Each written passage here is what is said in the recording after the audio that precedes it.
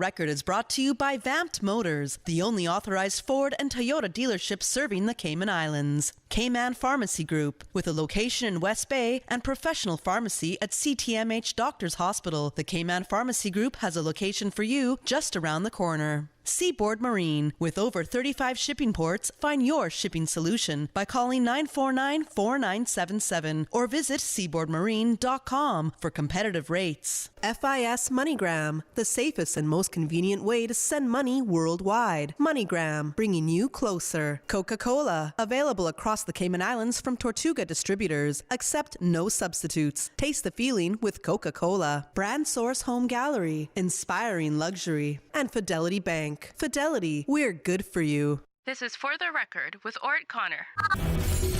Coming to you live from Radio Cayman Studio. For the record. For the record. For the record. Hear from your government officials, independents, and the opposition on issues that matter to you. For the record. Engage in an open dialogue between residents and lawmakers. For the record. For the record. For the record.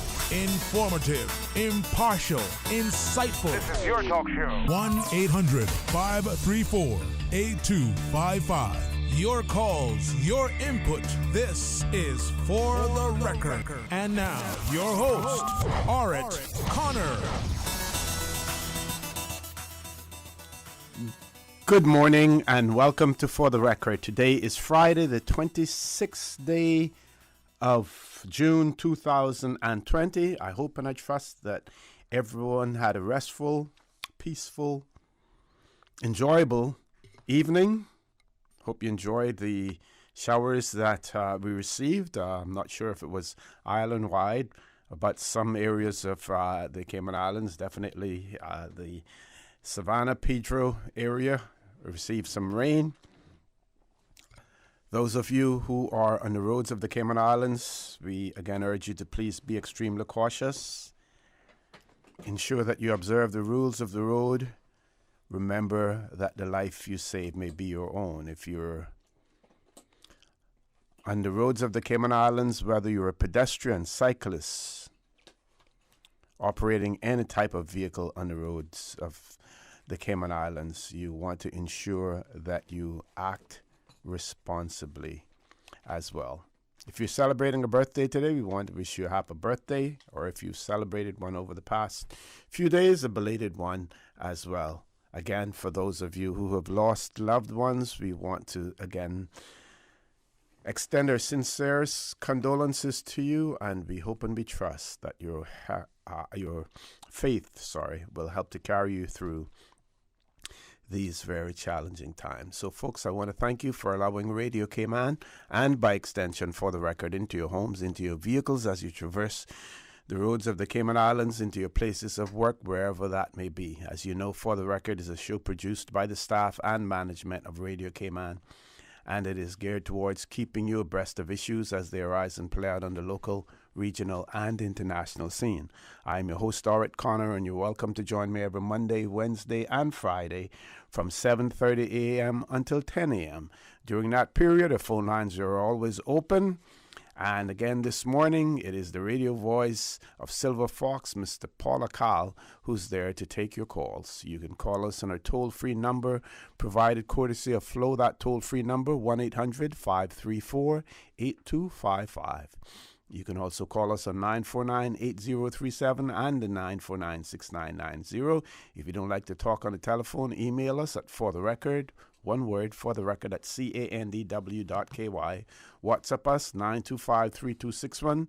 You can send us a text message or leave us a voice note, the contents of which will be played during the course of the show. And, of course, you can follow us on YouTube simply by subscribing to Radio Cayman live stream. Before I introduce my guest this morning, I just want to give you an update, Thursday's update on COVID testing in the Cayman Islands, and the Chief Medical Officer, Dr. John Lee, reported that there were 533 COVID-19 tests carried out within the last 24 hours. That was report was yesterday, and which all did not detect any SARS or COVID-2 the virus that causes COVID-19 disease. So no detections out of 533 tests that were carried out prior to this report being issued on Thursday. Again, we're seeing very encouraging, I won't say positive results, very encouraging results in the Cayman Islands from testing. Again, we're seeing where most of the cases are asymptomatic, but folks, again, we want to emphasize that is no need for you to let your guard down. Follow the advice of the public health experts, what they have told you. Wear your masks when you're in public places. Practice physical distancing and act as if you're the person who has the virus. Remember, those who are more vulnerable in our society to contract the COVID-19 virus as well. And of course, those include people with pre-existing conditions, as well as certain age groups also. So with that, I'd like to introduce my guest this morning, and we have in the studio, it is our pleasure to have in the studio with us this morning, none other than the Honorable Arden McLean, sorry. It's been so long, I forgot who you are. Honorable Arden McLean, leader of the opposition, and of course, you know, he also represents the District of East End in our Legislative Assembly. Mr. McLean, good morning, sir. Welcome back to For the Record. Good morning, O.C. A lot of people used to make that slip, but I thought by now I gotten over that, right? Gotten over that. Good morning, and good morning to your listening and viewing audience. Yes. It's nice to be back. Good to have you. Really good to have you. Sit down and talk with you. Things have been quite hectic, but it seems like we're slowing down a little bit now. Hopefully, that result that you just read there about no positives, we'll see into the future. I am not overly excited about what is happening in America, I can tell you that. Yeah. Because, and when it relates to us in particular, because that's our gateway. And Florida is Miami. Mm-hmm. And wow, they're having some difficulties there now, man. Over 5,000 yesterday. Well, within the last 24 hours, as I was watching on news this morning. Mm-hmm. That is not good. I don't know where that's going, but they have now mandated in certain parts of Florida where they have mandated mask wearing, you know. But America looks like it's in for a rough ride, I hope.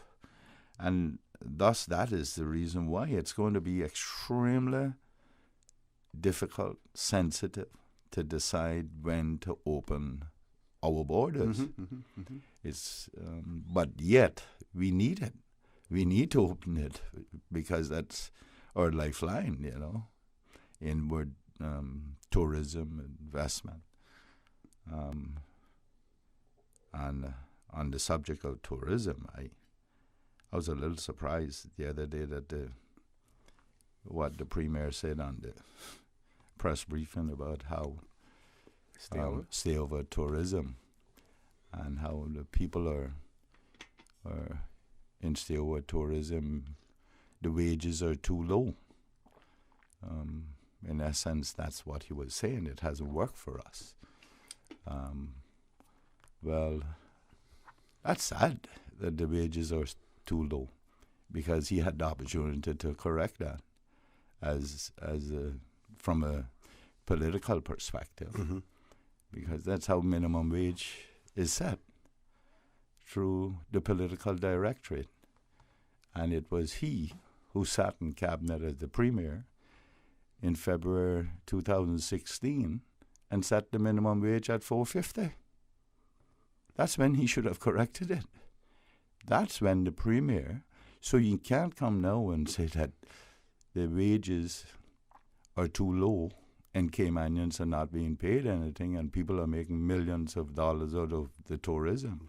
Now, was that made on the recommendation of the some commission or committee that had been established, or did they give him a bandwidth to work with? Who establishes the committee?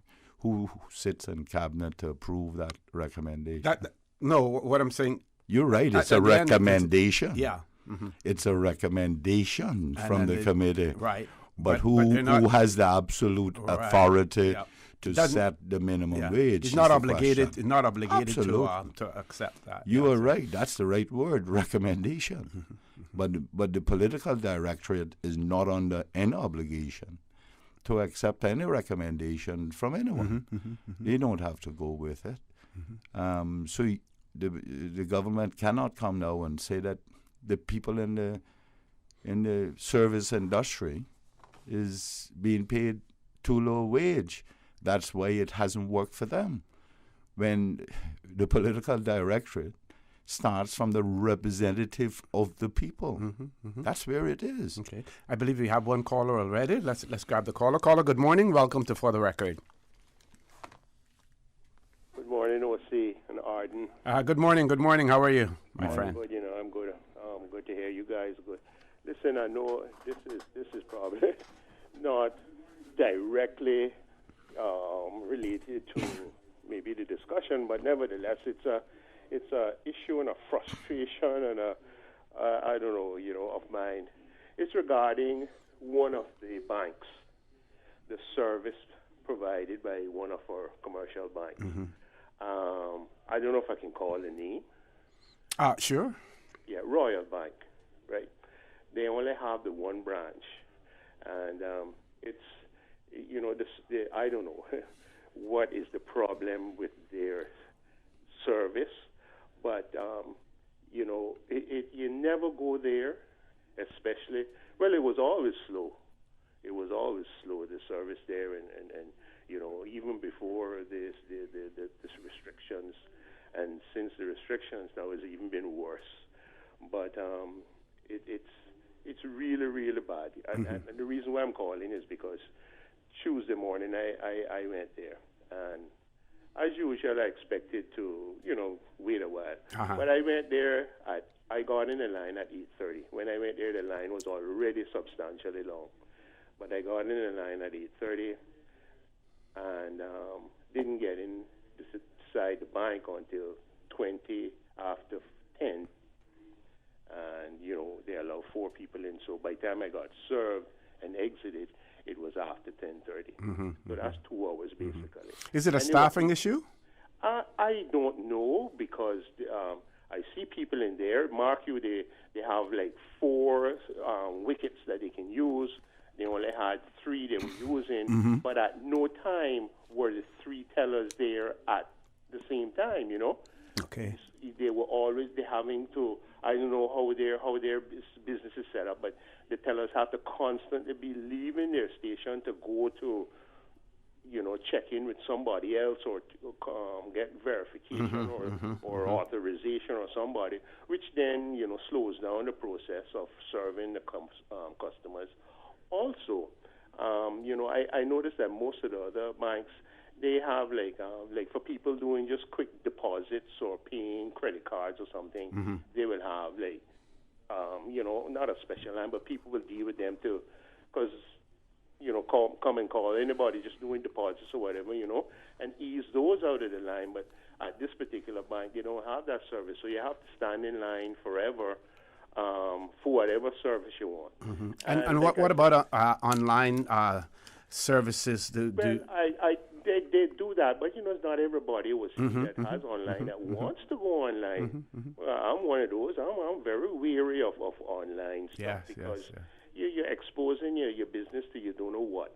So, but anyway, the real reason I'm calling on Tuesday morning right now, they have a line for seniors and emergency personnel or whatever, right?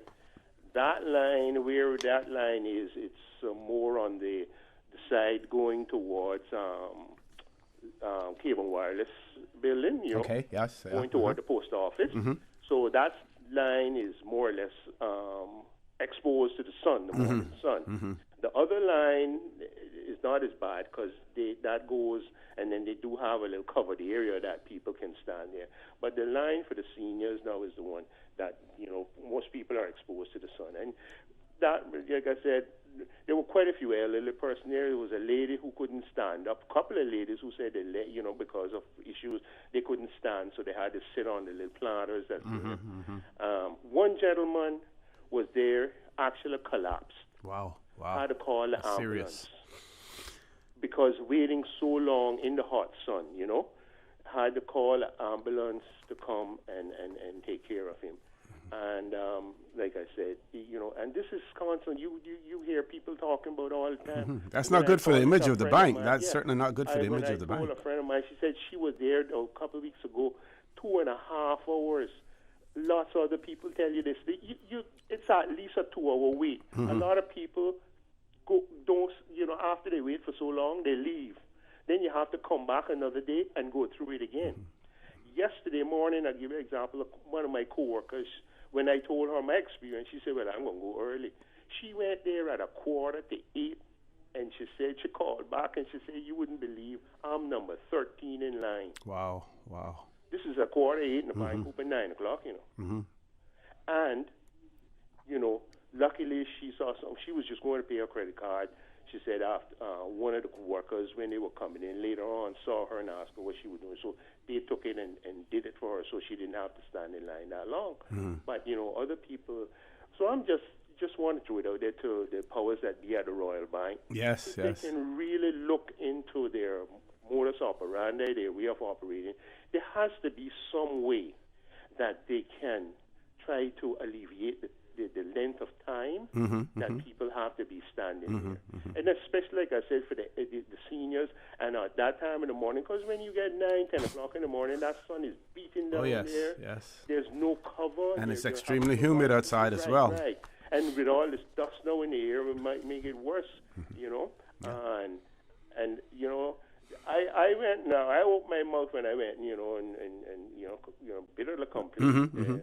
And you know, he mentioned the fact that, you know, you have people standing out there so long, you don't even provide a little water for them. Yes. Well, luckily, it must have fallen. Somebody heard, so I saw them getting water together that morning. I don't know if that'll be an ongoing thing, but at least, you know, give people a little water or provide some kind of cover, you know. And like I said, for the seniors, because you have elderly people there standing in line for a long time, and worse when you have PDs and that kind of stuff. Oh, yes, even more. Yeah. Well, what we have to do is ensure that we keep the pressure up, keep talking about it. And some people may want to even get some placards together, and while you're standing online there. I tell you the truth, you know, I get to the point where I dread. I have to psych yourself up to go to that mine because it's never a short wait is an hour and a half. Yeah. Believe you me.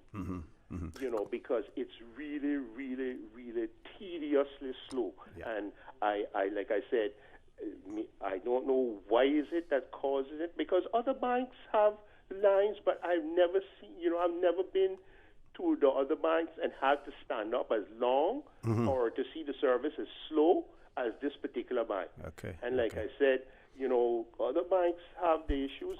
Yesterday I went, the same day, that was it. Yesterday I went to Butterfield Bank in town, and I was in and out in 20 minutes, you know. And it had a line. There were people, but they were moving. They had all the people. They had a lot of people, you know, on tellers or whatever you call them, on hand. Royal Bank, like I said, never has the full complement. I don't know whether it's a staffing issue or what, But they really need, like I said, I'm calling out to the management, the people that can make, look into it, please, because it's really, really hard on people. And Caller, I'm sorry I have to interrupt you there, but way past my commercial break. But again, we hear your frustration, and we're going to continue to hammer it home as well. Folks, please stay tuned for the record. We'll be back shortly. The Cayman Islands boasts of a long, colorful, and rich history. In tribute to our roots, Radio Cayman, the voice of the Cayman Islands, is pleased to bring you the Historical Vignette Series, brought to you by Rotary Central. For more than 110 years, Rotary members have used their passion, energy, and intelligence to take action on sustainable projects. The Cayman Islands, He hath founded it upon the seas. Hubert Lawrence Coe Borden, Certificate of Honor, JP. Hubert was born in Newlands to Pearlie Nee and Thomas A. Jackson. Just before his 18th birthday, he went to sea on a banana boat running between Costa Rica, Cuba, and Tampa. Eventually, he found work in the United States where he met and married Elizabeth Long. They had 2 children. In the 1960s, wishing to return to Cayman, he invested in a heavy equipment business being started by his brother, Harold J.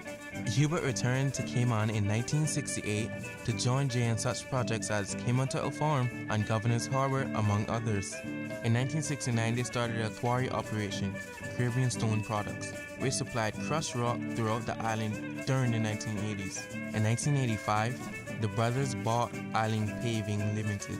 Hubert has donated time, equipment, and materials to many community projects. And he and his brothers donated a parcel of land for the Savannah Newlands Playground. He was a special constable for the RCIPS and an honorary member of the Lions Club, and he has served on many public and private sector boards and committees. Radio Cayman's Historical Vignettes was brought to you by Rotary Central. For more than 110 years, Rotary members have used their passion, energy, and intelligence to take action on sustainable projects.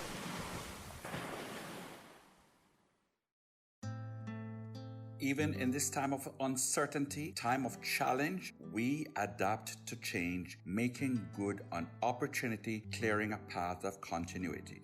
Our children, our students, seek to further learning confined at home. Our teachers reach out and teach, furthering scholarship, their classrooms scattered far and wide, using technology, bridging distance. That's why Rotary Central joined the AlphaSoft initiative, sponsoring a first batch of 297 of the 600 laptops needed for students in need, students who would be absent from school without a laptop. $7,000 dedicated to the purchase of laptops benefiting children at John Gray High, children at Sir John A. Cumber Primary in West Bay, Rotary Central, and the AlphaSoft initiative, taking care of children who want to learn. Our children, their future, more secure. Rotary, connecting the world. Vamped Motors and RBC Royal Bank are making it easy for you to buy your new car or truck. The Spring into Summer Sale at Vamped Motors is going on now with no money down and no monthly payments for up to 12 months on select models only. That's no monthly payments for up to 12 months or until June 2021 on select models only. Offer ends June 30th. Find out how you can drive home the best deal of the year and call Vamped at 949-8288 or email sales@vampedmotors.com. Fidelity Bank would like to thank all essential workers. We salute your efforts and thank you for the sacrifices you've made to keep us all safe. During these challenging times we're facing, our top priority is the health and safety of the communities we serve. And while it's true that things are changing rapidly every day, one thing that will never change is our commitment to giving you the best and sound financial solutions to help you during and after the coronavirus pandemic. At Fidelity Bank, our focus will always be you. Fidelity, we're good for you. Recent worldwide events bring into focus the need for quality health care. Your life is meaningful. Your health is no laughing matter. Cayman Pharmacy Group strives to make your health their concern. Recognizing the complexities of pharmaceuticals and the need to personalize your care with one-on-one counseling. West Bay Pharmacy, Savannah Pharmacy, and CTMH Doctors Hospital Pharmacy. Convenient quality care is just around the corner. Visit CaymanPharmacy.com for more information. Cayman Pharmacy Group, taking care of your health. We all know there's nothing more refreshing than the taste of an ice-cold Coca-Cola straight from the cooler. No one can stop me when I taste the feeling. Whether we're celebrating a birthday, promotion, or just a great meal, make each moment a Coca-Cola moment. No one can stop me when I taste the feeling. Available across the Cayman Islands from Tortuga Distributors. Make sure you ask for the unforgettable flavor of a classic Coca-Cola. Hi, I'm remodeling our bathroom. I have a few questions. Sure. What are some ideas to make my bathroom feel larger? How do I know if I'm picking the right vanity? How do I choose a new toilet or a new countertop? Also, the lighting is terrible. Can I put a window or a skylight? And do I really need an exhaust fan? You've come to the right place. At Brand Source, we custom design kitchen and baths, and our talented design team can help answer your questions. Whether you're looking for a modern, functional family bathroom or a luxurious personal retreat, we'll help create that beautiful space that makes your home yours. And if you're in a rush for a new look and have a limited budget, our ready-to-install bathroom vanities, built with solid wood and countertops of the finest materials, are a quick and easy remodeling solution. For the very best in custom-designed kitchens and baths, visit Brand Source Home Gallery on Dorsey Drive, Industrial Park, Cayman's Kitchen and Bath Center. System 1 loaded. 1-800-534-8255. What is on your mind when it comes to the government, independence, and the opposition? Issues that matter to you. 1-800-534-8255. Waiting to hear from you. For the Record. This is For the Record with Orrett Connor. Good morning and welcome back to For the Record. We just have a few minutes before we go right back to our 8 o'clock news because I ran over on some time there before, but no problem. We always want to make sure that our callers get an opportunity to express themselves. Someone has written in and also said that the particular bank that the caller was talking about, that they are also the Cayman Islands government bankers as well. And yeah, well, see, and you know, it's interesting that caller would come this morning and talk about Royal Bank. Yesterday I had an experience with Royal Bank that left me scratching my head and telling one of my good friends who don't very often call me, who's very quiet and stuff, that I grew up with, that I didn't know if I could believe what he was saying to me, but I have no reason not to believe him. None. He had a particular situation where he has a work permit for someone and needed to pay it, but he couldn't do it through the online and stuff. Yeah. Mm-hmm. So he went and through searching around, he found out that he should do a bank draft. So he went to his bank and bought a bank draft and found out the place the account number to submit it to deposit it at Royal Bank. And goes to Royal Bank, stands in line, like that caller said, goes to Royal Bank to deposit this draft. And they said their policy is that they don't deposit drafts on government accounts. And I thought that a little strange, because if you go and deposit it at government, they're going to deposit it in their account. So I had to call the guy, Vinton Chinsey, who is CFO now for that ministry, the Premier's ministry. And Vinton was like, Vinton was laughing at me when he heard what I said, which is what happened to me. I was laughing at my friend, you know. So I said, Vinton, just try to find out what is going on here. He said, well, he didn't know, but he would look into it. So there are some stories. I've never dealt with Royal Bank, to tell you the truth, so I can't relate to any of that. But there are some stories from other people who And I've driven by there and seeing the line and it's really horrendous to see people standing out there. I don't go to CNB at at Commander Bay in North Scotia, but Scotia is my bank. I'm waiting until the branch opens back. But I hear these stories of it all the time, and I think it's just a matter of efficiencies, and how you operational efficiencies that may be restricting them from providing the services. So they just need to look at that, I believe. Top of the hour, folks. 8 o'clock news. When we return, we will continue the discussion with the leader of the opposition, Honourable Arden McLean. We want to talk about some positives in his district as well. Some businesses we see up there who have retained their staff throughout the COVID-19 pandemic as well. Folks, please stay tuned for the record. We'll be back shortly.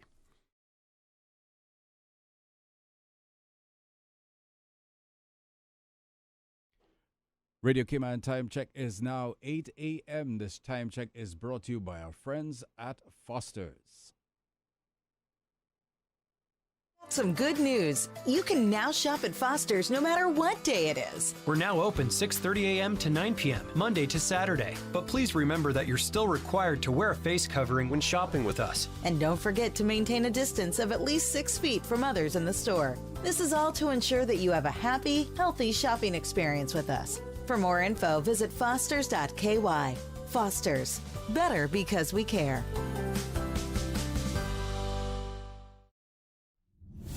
The voice of the Cayman Islands. 89.9 FM in Grand Cayman and 93.9 FM in Cayman Brac and Little Cayman. Silver wings shining in the sunlight. Radio Cayman. The 8 a.m. news is proudly sponsored by the Chamber of Commerce Pension Plan. For further information, please visit chamberpension.ky. We are here for you. Whether you are in extreme financial need, have lost your job, have been directly or indirectly affected by the pandemic, we are here. The Chamber of Commerce Pension Plan is here to assist through the Cayman Islands Government Emergency Withdrawal Program. To withdraw, visit chamberpension.ky and complete the online application form by filling in your personal details, the amount you wish to withdraw, and upload a notarized government ID such as your passport or driver's license. For information as it happens, visit chamberpension.ky or follow our social media pages on Facebook, LinkedIn, or Instagram. Email admin@pensions.ky or call 745-7630. We thank you for your patience as we address the high volume of email and phone queries. The Chamber of Commerce Pension Plan. You can count on us. Your voice, your choice for today's biggest news. Radio Cayman, the voice of the Cayman Islands.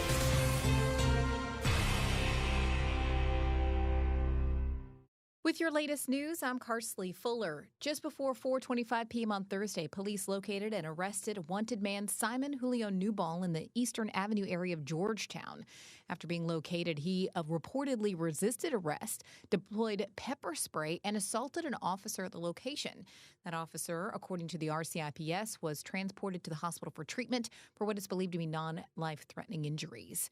Newball was allegedly involved in an incident on May 27th where police say he assaulted officers and brandished restricted weapons. He was wanted on suspicion of possession of a restricted weapon, threats to kill, and other offenses related to this and other incidents. He's currently in police custody pending further investigations. Local distillers Nelson Dilbert and Walker Romanica of Cayman Spirits Distillery received praise this week from the health minister for their ongoing supply of free hand sanitizers to the Health Services Authority over the past 3 months. They have donated over 5,000 liters of sanitizer. The donations have gone to various entities and authorities island-wide in Grand Cayman, as well as some 55-gallon drums, which have gone to Cayman Brac. Thank you guys for playing such a great part in the fight against COVID-19. The company has repurposed some of its equipment to produce an all-purpose sanitizer.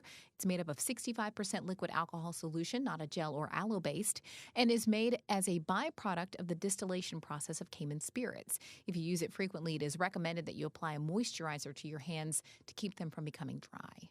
And students looking to pursue studies at the University College of the Cayman Islands have an easier way of learning about the institution's financial aid opportunities, programs, and how to apply through a series of new webinars. Here's Radio Cayman's Shanna Gallego with more. According to UCCI officials, the webinars are designed to guide students through the admissions process and support their success at UCCI. Prospective students of UCCI have a chance to apply online for the fall 2020 semester until August 14th. And the first webinar provides the applicants with what they will need to apply and enroll at UCCI. All applicants must register online to attend, and each webinar will feature a presentation followed by a live question and answer session with UCCI experts. The first scheduled webinar, held today at noon, focuses on a step-by-step guide how to apply to UCCI this fall 2020 semester. It walks applicants through UCCI's new online application process, informs them of existing entrance requirements, and provides information on available support. UCCI's president and CEO Stacey McAfee notes it is UCCI's goal to support students by providing the information they need to have a positive first-year experience and to encourage them to apply within the application deadline so that there is no delay in attaining their educational goals. Shanda Gallego, Radio Cayman News. All prospective students who wish to attend the webinar can register by visiting connect.ucci.edu.ky. Now with a check of international news, here's the BBC, which will take us out of the newscast. I'm Carsley Fuller from Radio Cayman's newsroom. BBC News. Senior doctors in Zimbabwe have gone on strike, saying the country's state-run hospitals are a death trap. The doctors, whose action was in support of junior colleagues, say the authorities are failing to provide basic equipment and medicines. They accuse the government of carrying out a silent genocide against Zimbabweans. The opposition Labour Party in Britain says official documents show that the governing Conservatives will put the National Health Service up for sale in a future trade deal. The Prime Minister, Boris Johnson, has called the accusation total nonsense. A court in Bangladesh has sentenced 7 men to death for planning a terror attack on a cafe in 2016. 22 people died when gunmen stormed the Holy Artisan Cafe in the capital, Dhaka. 2 Afghan activists who alleged that more than 500 schoolboys had been sexually abused by teachers and local officials have been released by the Afghan security forces. They were detained after saying that a paedophile ring was operating in Logar province. The European Parliament has approved the new European Commission, voting in favour of the team, led by Germany's former Defence Minister Ursula von der Leyen by a large majority. She's made climate change among her main priorities. BBC News. The 8 a.m. news is proudly sponsored by the Chamber of Commerce Pension Plan. For further information, please visit chamberpension.ky. We are here for you. Whether you are in extreme financial need, have lost your job, have been directly or indirectly affected by the pandemic, we are here. The Chamber of Commerce Pension Plan is here to assist through the Cayman Islands Government Emergency Withdrawal Program. To withdraw, visit chamberpension.ky and complete the online application form by filling in your personal details, the amount you wish to withdraw, and upload a notarized government ID such as your passport or driver's license. For information as it happens, visit chamberpension.ky or follow our social media pages on Facebook, LinkedIn, or Instagram. Email admin@pensions.ky or call 745-7630. We thank you for your patience as we address the high volume of email and phone queries. The Chamber of Commerce Pension Plan. You can count on us. Stay in touch with Radio Cayman for the latest in news and information. Follow Radio Cayman on social media, Facebook, Instagram, Twitter. Download the Radio Cayman app or log on to our website, www.radiocayman.gov.ky. Radio Cayman, your voice, your choice, your radio. Obey the laws and wear the gauze. Protect your jaws from septic paws. Stay clean, Cayman. Reflection sells hand sanitizer from $2.99.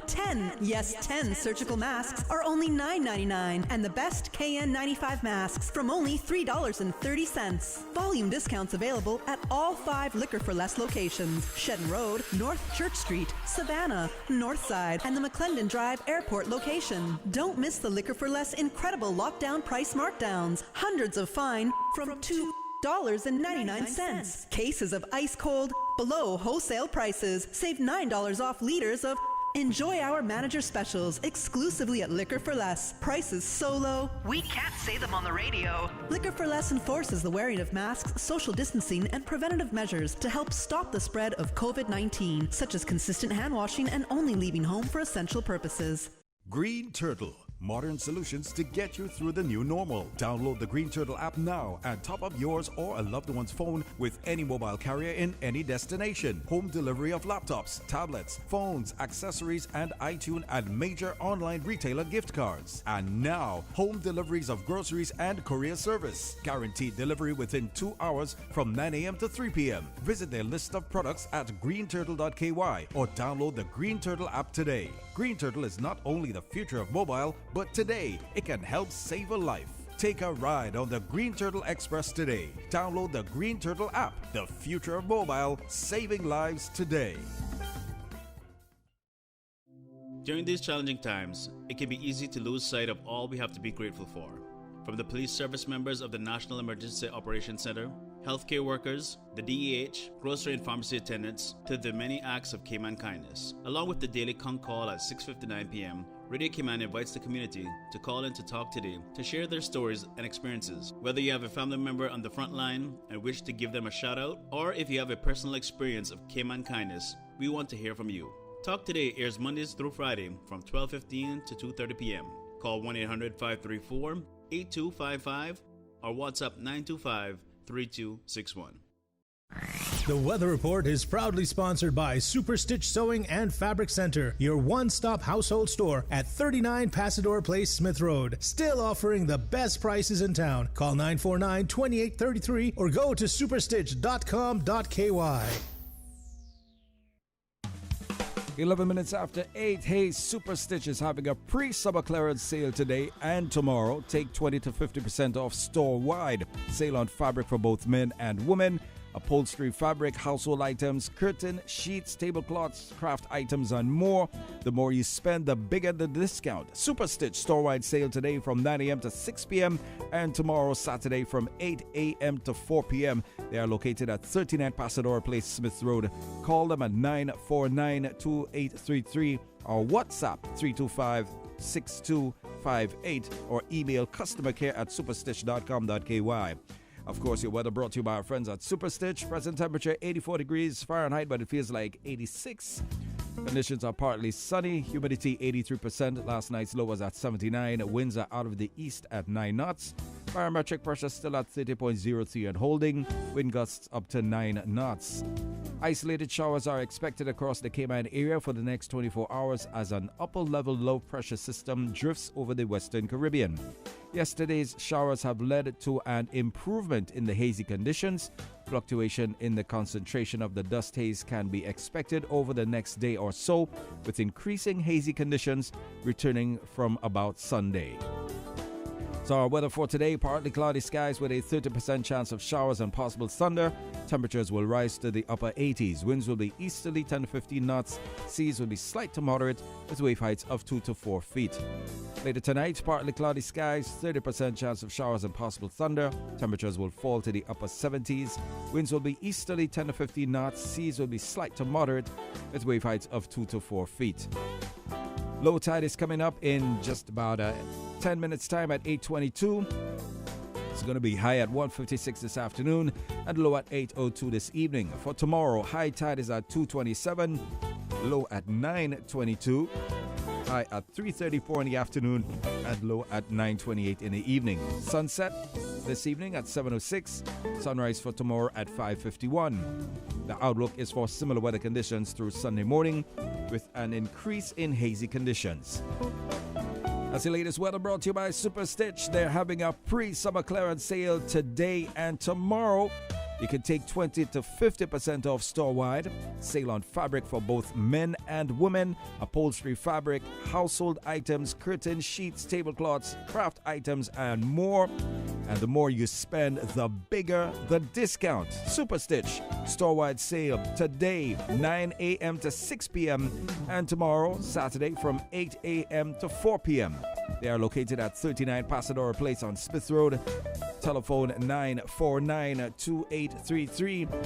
Send them a WhatsApp at 325-6258 or send an email customercare@superstitch.com.ky. Superstitch Sewing and Fabric Center was a proud sponsor of the Weather Report, your one-stop shop for all of your household items, craft items, jewelry, beads, and decorations, and much more. Call Superstitch at 949-2833 or email customercare@superstitch.com.ky.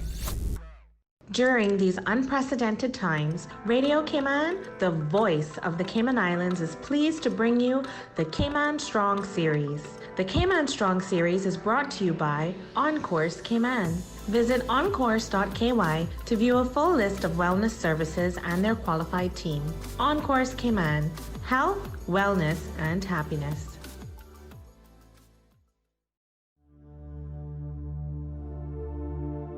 Change your thinking, change your life.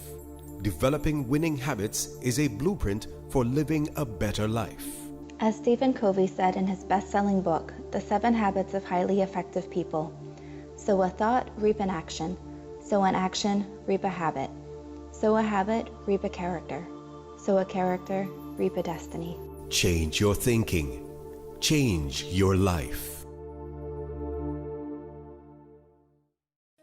Feelings of loneliness, anxiety, stress, and depression can be overwhelming. Just know you are not alone. OnCourse Cayman offers private mental health services for children, teens, adults, and groups. Visit oncourse.ky to view a full list of wellness services and their qualified team.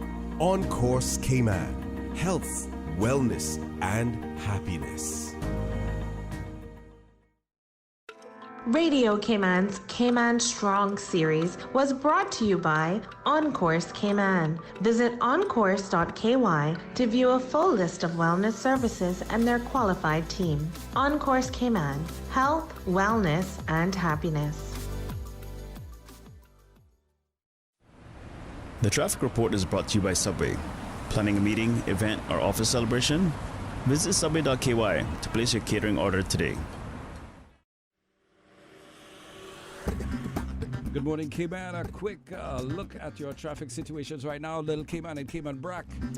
Very light traffic on those islands. But of course, here in Grand Cayman, things are getting a little bit busy this Friday morning. Taking a look at West Bay four-way stop. Light traffic there. Similar down to West Bay Road as you make your way to Georgetown and down the Esley Tibbetts Highway. Good flow of traffic. Coming out of the east, light traffic so far. Looking at the cab at the east-west arterial, very, very light. Similar along Linford Pearson Highway and Crew Road. And most streets in Georgetown getting busy with the influx of traffic. Godfrey Dixon Way, yes, as traffic comes off the Esley Tibbetts Highway. North-South Road a little bit busy. Shedden Road, you can see some good flow of traffic. North Church Street, South Church Street, similar. If you're coming down through South Sound and Walkers Road, light traffic. You'll make it to work on time. Once you leave early, buckle up, stay safe, observe the speed limits. Your traffic brought to you by our friends at Subway. Subway is helping to keep Cayman safe by limiting store openings and hours, offering curbside pickup and delivery right to your door. With 3 locations currently open to serve you: Anderson Square in Georgetown, Centennial Towers in West Bay, and Countryside Shopping Village in Savannah. Subway is open from 7 a.m. to 6 p.m. on soft curfew days. Free delivery for orders with a minimum $20 purchase. Delivery times only from 10 a.m. until 3 p.m. Subway, helping you to enjoy your favorite foods in the safest way possible. The traffic report is brought to you by Subway. Planning a meeting, event, or office celebration? Visit subway.ky to place your catering order today. Healthcare Pharmacy cares about your health throughout COVID-19 regulations. Our Grand Harbor location is open from Monday to Saturday, 8 a.m. to 9 p.m. and on Sundays from 10 a.m. to 6 p.m. Our Governor Square Pharmacy on 7 Mile Beach is open from Monday to Saturday, 9 a.m. to 6 p.m. Please ensure you wear a mask when entering our pharmacies and practice safe distancing. Call ahead to refill your prescriptions or go to www.healthcarepharmacy.ky to refill and transfer prescriptions online. You can also WhatsApp your refill or transfer 329-7313. Even in this time of uncertainty, time of challenge, We adapt to change, making good on opportunity, clearing a path of continuity. Our children, our students, seek to further learning confined at home. Our teachers reach out and teach, furthering scholarship, their classrooms scattered far and wide, using technology, bridging distance. That's why Rotary Central joined the AlphaSoft initiative, sponsoring a first batch of 297 of the 600 laptops needed for students in need, students who would be absent from school without a laptop. $7,000 dedicated to the purchase of laptops benefiting children at John Gray High, children at Sir John A. Cumber Primary in West Bay, Rotary Central, and the AlphaSoft initiative, taking care of children who want to learn. Our children, their future, more secure. Rotary, connecting the world. Attention parents and guardians. Don't forget that registration for students enrolling in or transferring to government schools for the 2020-21 school year closes on Friday, June 26th. To register, please email edu.registration@gov.ky or call Mr. James Watler at 244-1841 or 916-3779 or find the registration link on Facebook at Education Cayman. For the record, with Orrett Connor. Initiating system. For information that matter. For the record, with Orrett Connor. Continues right now on Radio Cayman. Good morning and welcome back to For the Record. In the studio with me this morning, and it is my pleasure to have him back in the studio, none other than the Honourable Arden McLean, Leader of the Opposition and also the member for the representing the District of East End in our Legislative Assembly. So before we went to the news break, we're talking about some good news in your district in relation to employment. And I saw a press release a few weeks ago saying that Moritz Tortuga Club had retained all of their staff during the COVID-19 crisis. And that was certainly good and honourable of them as well. Well, OC, I consider myself lucky to have such good corporate citizens in East End. Ocean Frontiers did it too. So when they kept all their staff and at full wages, everything, full benefits, and when they came to me about trying to open back up their business, I jumped right on it, because what those places have is they prepare during summer when it's a slow season to get ready for the full season. And Moritz had gone out and had contracts with people to do renovations, and they needed their all kinds of stuff they were doing. They're changing the planks on the dock, changing the bar up, changing some rooms up with outside contractors, which they were contractually obligated to do. And then they had all of the, you can imagine, months then they hadn't done any maintenance around the building, the painting, the trimming of the hedges and landscaping and stuff. So I said to the Premier and Mr. Bush, that Eric Bush, that is, who was head of the competent authority, I said, it's only fair. It's real only fair that we allow these people to get back to work and get things done. These are good corporate citizens. Ocean Frontiers, they had I've been going by there recently too, and making quite a few trips across there. They're even putting a launch and ramp in there, which they have had permission for. And then they have all their staff back at work now. And there are conditions placed upon it about social distancing. But those are the type of people, corporate people that we need to take care of. We really need to take care of them. There were so many who could not sustain the shutdown. Not their fault, but that has had to lay people off. And and are not opening back up. So now Moritz is hoping to do some staycations and that kind of stuff, which I would encourage people to go up there, because Moritz is a wonderful place, beautiful place. And there are many others who kept their staff as well, like those little restaurants up there, like Vivi and the likes. And it has been difficult for those people, especially up on that end. Usually the locals only come up there on weekends, and like those little restaurants, the Big Tree and stuff like that, Henry. He depends on people driving through, tourists, and then workers within the community, and he depends heavily on the weekend. And of course, they have their loyal following as well. Right. He depends heavily on the weekend with the locals just driving through. So he has sustained too, but that's a little family business. And the other little businesses that have kept their staff as well. So it has been, by and large, going pretty good. But, of course, eventually some of them cannot sustain themselves on local business. Alone, So I was very grateful to them to allow us to open these places and get all the staff back on there, and they're working feverishly, putting systems in place. I know Ocean Frontiers is now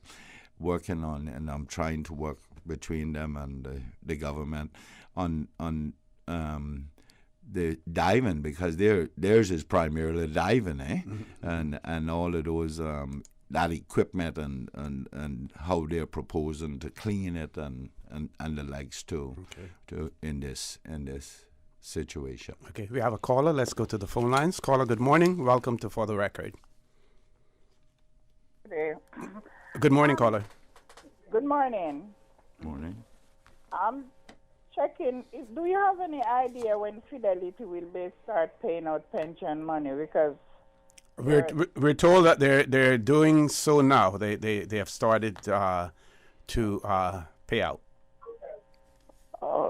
Because I haven't got any response from them. So did you get a response after you submitted acknowledging receipt of your application? I did get a response from them that they receive it, but when the payout now, you can't hear nothing. I'm listening to rumors saying that they don't have money, but I don't know how. No, I don't think that we want to say that.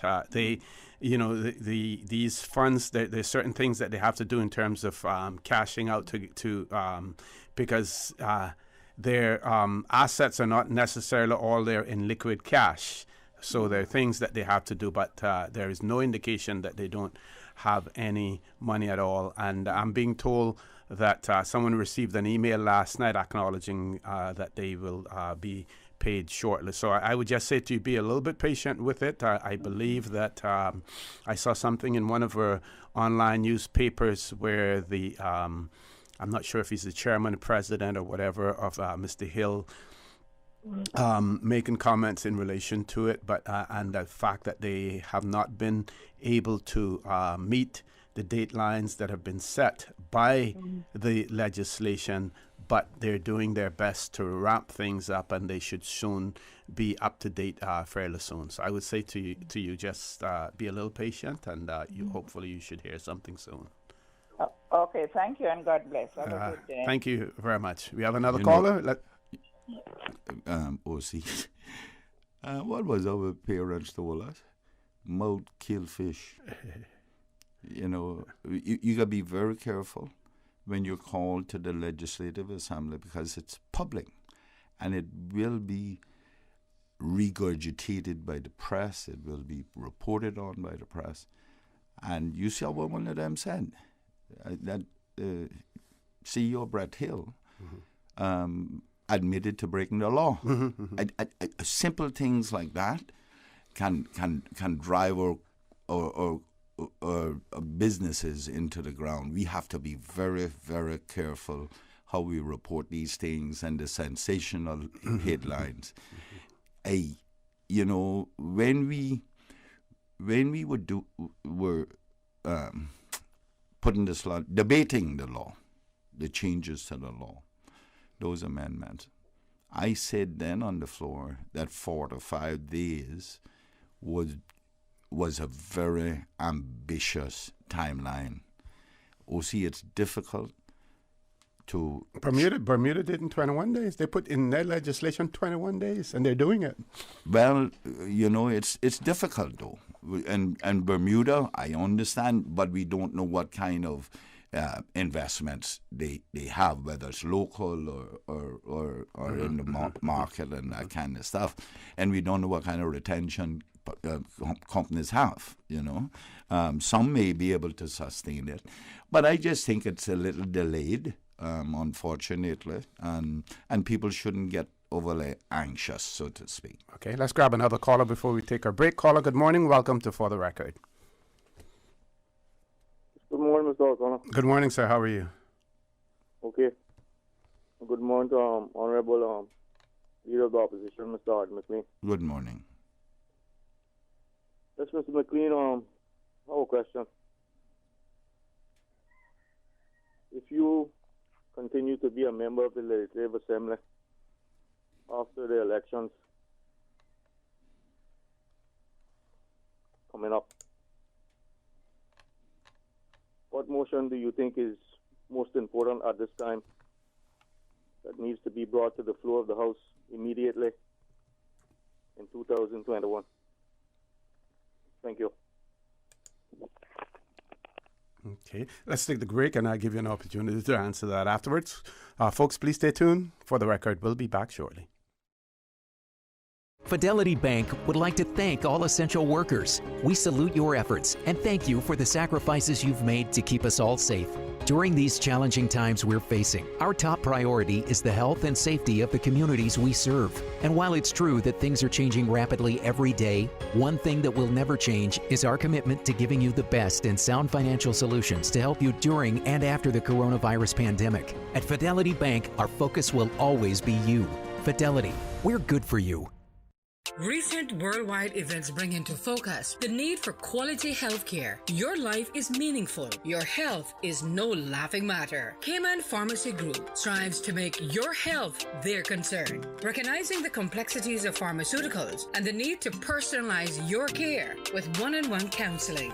West Bay Pharmacy, Savannah Pharmacy, and CTMH Doctors Hospital Pharmacy. Convenient quality care is just around the corner. Visit CaymanPharmacy.com for more information. Cayman Pharmacy Group, taking care of your health.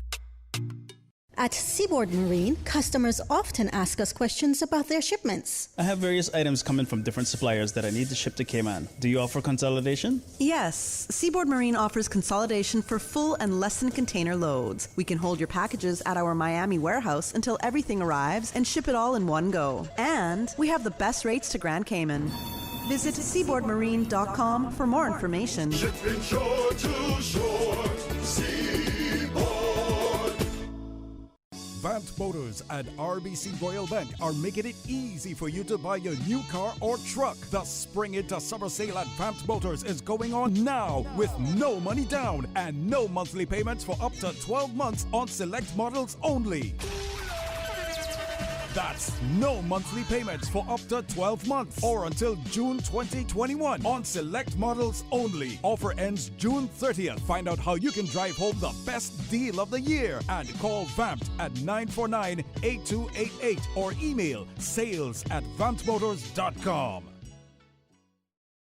Hi, this is Danny Coleman, Director of Hazard Management Cayman Islands. We are now in the hurricane season, and for information on how to prepare and stay safe, please visit our website, www.caymanprepared.ky. Some top tips to bear in mind, given that we are still in the midst of COVID-19. Please make sure you have a mask and sanitizer, you have food supplies to last for 3 to 5 days, a portable radio, personal hygiene and sanitation items, and medical supplies, and any other specific items your family may need during a hurricane. Make sure you know where you will shelter in the event of a storm. If you have pets, please make sure provisions are in place for them too, as the majority of shelters will not take pets. Please visit our website for more tips and tricks on www.caymanprepared.ky or call us on 945 46 524. Stay safe, Cayman.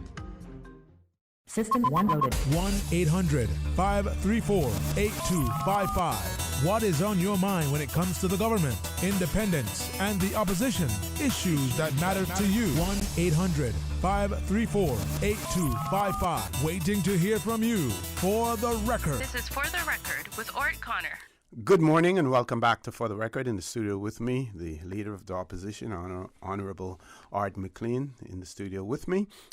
In addition to the last caller's question, one of our listeners has written in and wanted to know whether or not you know if there is a list somewhere that indicates the hotels and condos that offer staycations.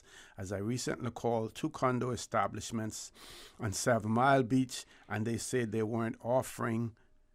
One was remodeling and the other was waiting on the reopening of the borders for tourists.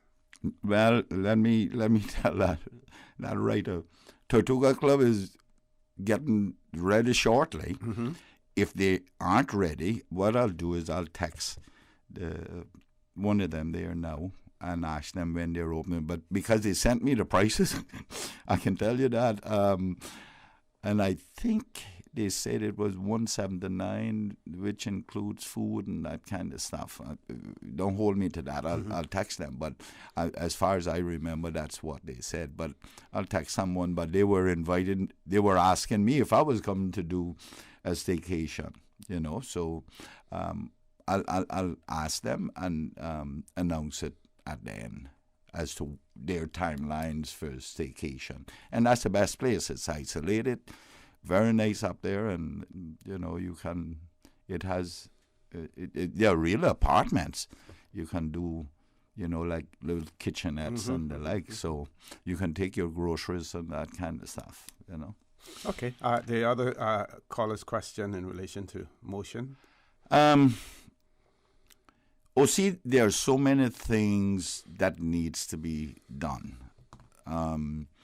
But if I can put them under one heading, one title is Opportunity for Caymanians. And falling underneath that, some of the things are pensions. We are now coming to the forefront where and this is for current and for future. This thing need to be addressed. The country goes on in perpetuity, and so too will its people. And if we do not get that right, our people in their age is going to suffer. Mm-hmm. More importantly on that front is the fact that there are people, workers, employees, Caymanians, employees, let me put them in that category because everybody is a worker. Employees are paying into their pensions and the employer is not contributing it to a pension. Bad as it is that we all are kicking up our heels about the system of pensions that we have in this country. I don't mind, I can understand if an employer, a business, does not have a pension plan and is not taking anything from their employee. That's bad enough. But what makes it worse is having your employees having a plan or telling your employees you have a plan, taking the money out of the contribution, the 5%, out of your employees' wages, and then not depositing it in the pension plan. That is theft, okay? That is downright theft. And if anyone does that, they need to go to jail. Now, what we need to do is to ensure that the pension office is robust enough to prosecute these people. You cannot take people's hard-earned money and do not contribute it to their pension, put it into their pension.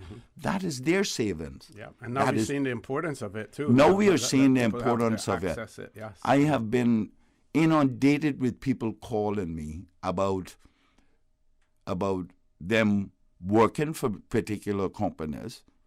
Now they go to do a withdrawal for whatever reason. That's their business, and they find out that there's no money in their pension. Okay. And sorry. Then I have been called with people having reported it, and nothing has been done. For years, nothing has been done. No one has been prosecuted. Yet these proprietors are jet-setting all over the world, doing what they want, buying their Mercedes and BMWs or luxury vehicles, and driving around like kings, albeit on hard-earned cash of their employees. Those people need to go to jail, O.C. Okay. And I make no excuses for that. Regardless of who they are, you cannot take the money and then use it. One of our listeners has weighed in on the bank situation as well, and they write and say that they were at the bank on Tuesday as well when the gentleman collapsed. They say that the gentleman collapsed behind them, and they were the person who screamed for another person online and the security to come and pick him up. The individual was told by the person who collapsed that this was his second day standing in line to do business. Then the person goes on to say that when 10 o'clock comes, they give you numbers and they don't serve any more persons for the day. They blame government for only having 3 tellers and say it's their regulations. Other banks have tents and give out water. There were people with heart conditions, pregnant women who the youngest seniors made go in front of them to get out of the heat.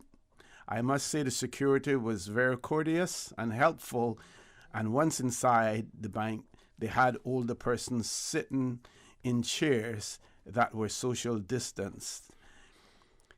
They offered water to those who wanted it, but it was too late by then because seniors especially were overheated. So this is really an ugly mark on the reputation of this financial institution. Yeah, but and they need to do better, and they need to do better quickly. So you didn't hear what was embedded in there. That writer is saying that someone in the bank was blaming the government for only allowing them three tellers. That is social distancing. Yeah, I guess was that based on the configuration of the maybe the configuration. That's as much the maximum they could go. But all of a sudden they're blaming government, and it's out of defiance to what is going on, and you can understand people are not everybody is going to comply. And it's becoming a little tedious now, but it's the way of life now from here on in. So we all have to work with it. But the businesses know they're the ones doing the business. They need to be as efficient as possible. If they want customers, maybe they don't want to come. Oh, someone else also had sent in and said that if you wanted to pay into a government account, that they could do it electronically as well. But the person who has that doesn't have that bank draft doesn't have that facility to do that. Okay, here's another one. We'll switch gears a little bit. It says, this one says, this is not a political platform, but I think all citizens need to seriously consider a petition against the present mosquito research chief to have him removed and replaced. It's getting out of hand.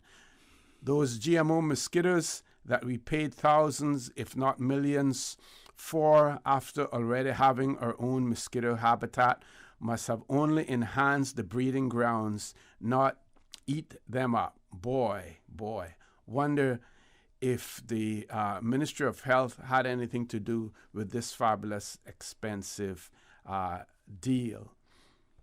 And I think one of the other questions that they had, I just want to make sure that it was intended for this show. Please ask Mr. McLean if he supports the current composition of work department, which is designated to exclude the Labor Department. How can this be effective without being joined up? And the person pointed out that when they were acting superintendent of pensions, all of the backlogged arrears were pursued. We even did a public name and shame on notorious and chronic non-compliance. We also got all of the annual reports done from 2010 to 2014, but they were not moved from the ministry to the LA. Also during that time, the Chamber of Commerce pension plan was placed under a corrective order, and the BAF pension plan placed on a cease and desist order in regards to new business. Those orders were not supposed to be lifted until the required actions were addressed by these two plans. So they wanted us to know that. And this person obviously is in the know in relation to that. So we'll take a commercial break. When we return, we will have the Honorable Orrett McLean respond to those comments as well. So please stay tuned.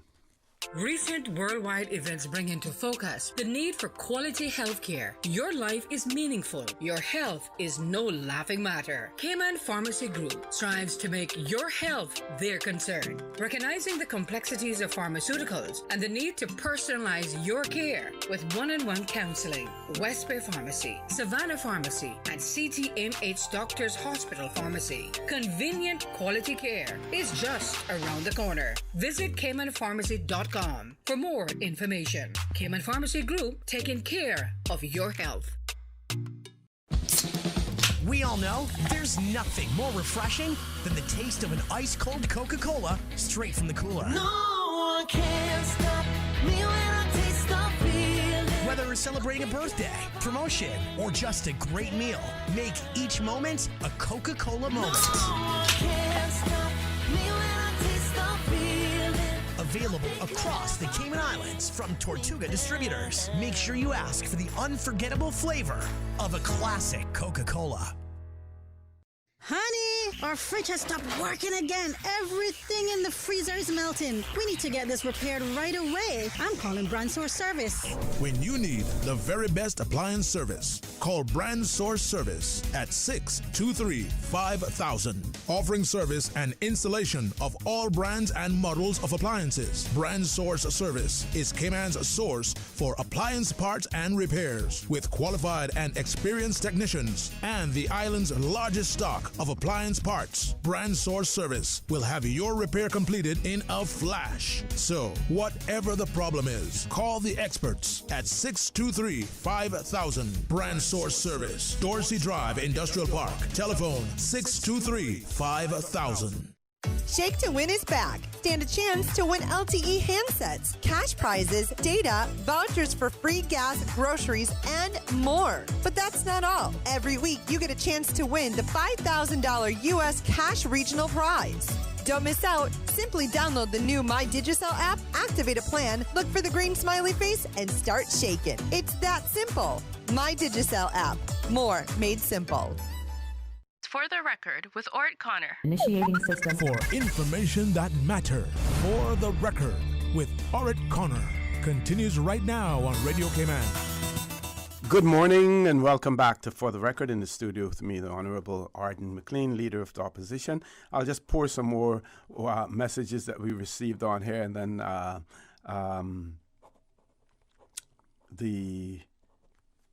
we can respond to them. This one says, in regards to Mr. McLean's comments on non-payment of pensions, I think at the very least, those employers who are doing this should have their business/company license revoked until payment or work permit for their employees not renewed as well. That's one of many that we have, right? But I'll let you respond to those and find the rest. Yes. See, provisions are in place. That's why I'm saying that was the other one I wanted to touch, labor prosecution or labor the realignment of labor. Mm-hmm. The one person said something about it being it should be on the work yes, with the immigration. Separate, yes. Somehow we need that work. WORC was a trial by the government, and they're tweaking it. But somehow I agree with them that we need to try and find it connected there somehow. That those lines needs to be unblurred. Okay, now when we talk about employers who are not contributing, taking their employees' money and I hope this throws some of them into shame. I mean, not only them, but the government as well, the department, the ministry, whichever wants to do it. Provisions are in place under the TBL law, Trade and Business License Law, where when you apply for the renewal of your work permit, of your business license, you have to prove that you are compliant with all of the other requirements, insurance, pension, and the likes. Mm-hmm. Now, I don't know what kind of due diligence is being done on that. Because I'm not operational. That is someone else. I guess I could call Ryan and them. But how is it that what I question, OC, is each year you have to renew your business license. Yes. Why is it that you can have employees or former employees saying that they have never contributed, their contribution has never reached their pension during their tenure with that employer? The very least, it should only be for a year that they don't. And this is where I question it. Why is it that these people continue to operate in this country, making money? I'm sure they're not doing it for charity. They're doing it for a profit. And embedded in that business model has to be the pension contribution. So you're collecting it and not paying it to there. It should only be for 1 year. And at that time, they have to make it good to be able to get a business license to operate in this country. And it confuses me. It is mind-boggling that people are doing this and still operating their business. And it's theft. It is nothing short of theft from the very people that you're using to make your profits. Mm-hmm, mm-hmm. And then people who have not made it good, I can understand businesses having some downturn and that kind of stuff. But they can make it up. People can make it up, or, because there's an interest that needs to be paid on that. If that money was in the pension, regardless of how much we ridicule the pensions nowadays, at least it would have been invested, and the likelihood is that it would have gained some interest, and people have to pay interest, and there is nothing wrong with it, but people need to do it. Mm-hmm. One of our listeners has written in and said I agree with you, sir. This has been happening for years. I am one of the employees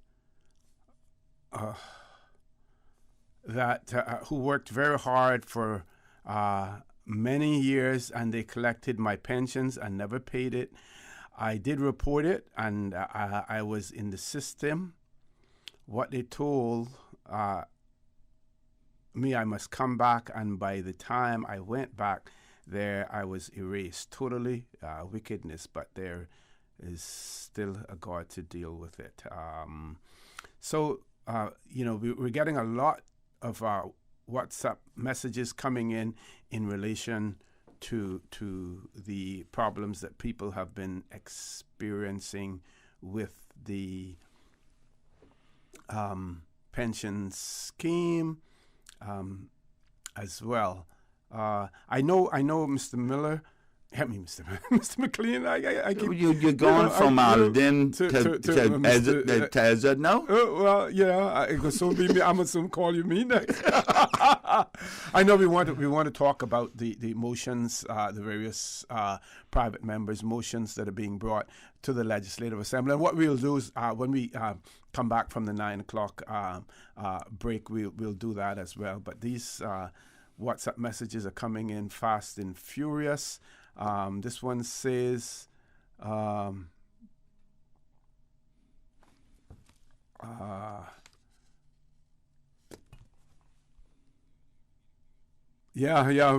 need a bigger phone with a bigger screen on here to be able to, because what it does is when these, when the WhatsApp messages comes in, it flashes up on the screen. Maybe it needs to be reprogrammed, and the one that's coming in at that point in time,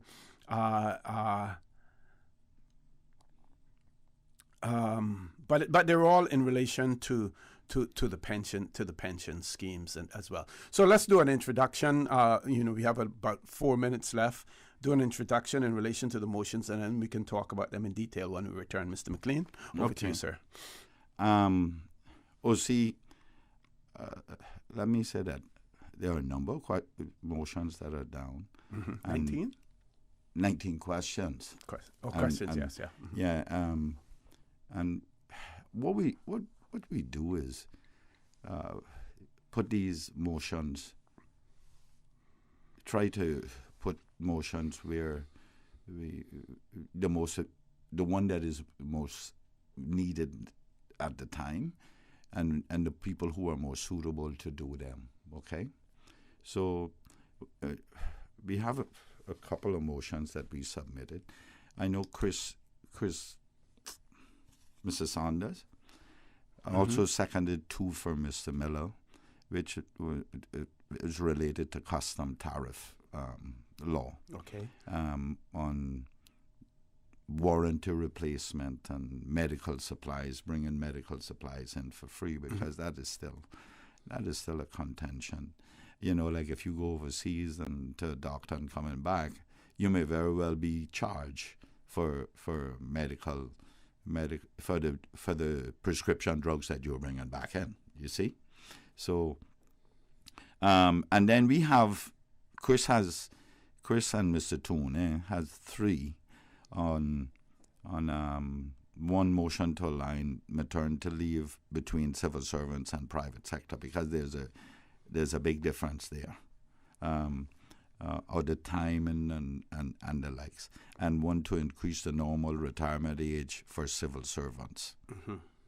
And then another one is to make all Cayman Islands laws available online for free. Because you'll see, when you're paying for these laws down there in hard copy and the likes, this is the people's laws, and that's the very least they can do. The people should have access to these things. We have been saying this for a while. So you want a special platform just for laws, because you can probably find them now, but you have to search all over the place for them. But there are certain laws. You want to have a dedicated platform for that. What has happened is that the laws, like the National Conservation Law, the DOE will put it up on their website, or the label, or somebody they'll put that up on the Labor Department on their website. But then there are so many other laws that are not available online. So there needs to be a platform where you can go and search and pick up all these laws. That needs to happen. Okay, top of the hour. And then there are two others. Mr.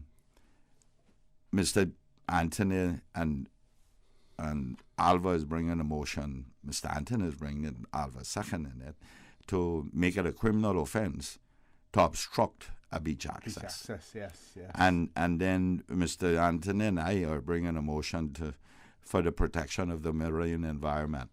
And what that is talking about is using that environmental fund to enhance or build a protective department section within DOE, like providing them with boats and whatnot to patrol the marine environment, because we have people who are destroying it, and I can tell you, see, when I was growing up, I used to go along the bay and get periwinkle to fish too, but you would pick off 6 or so and hook on, break the shell off, but we are fast losing all of that natural resource in this country, and it's not our own people, it's people who come here, and we need to stop that. We need to protect it. Okay, top of the hour, headline news, 9 o'clock, folks. Please stay tuned. The conversation with the Honourable Arden McLean, Leader of the Opposition, will continue right after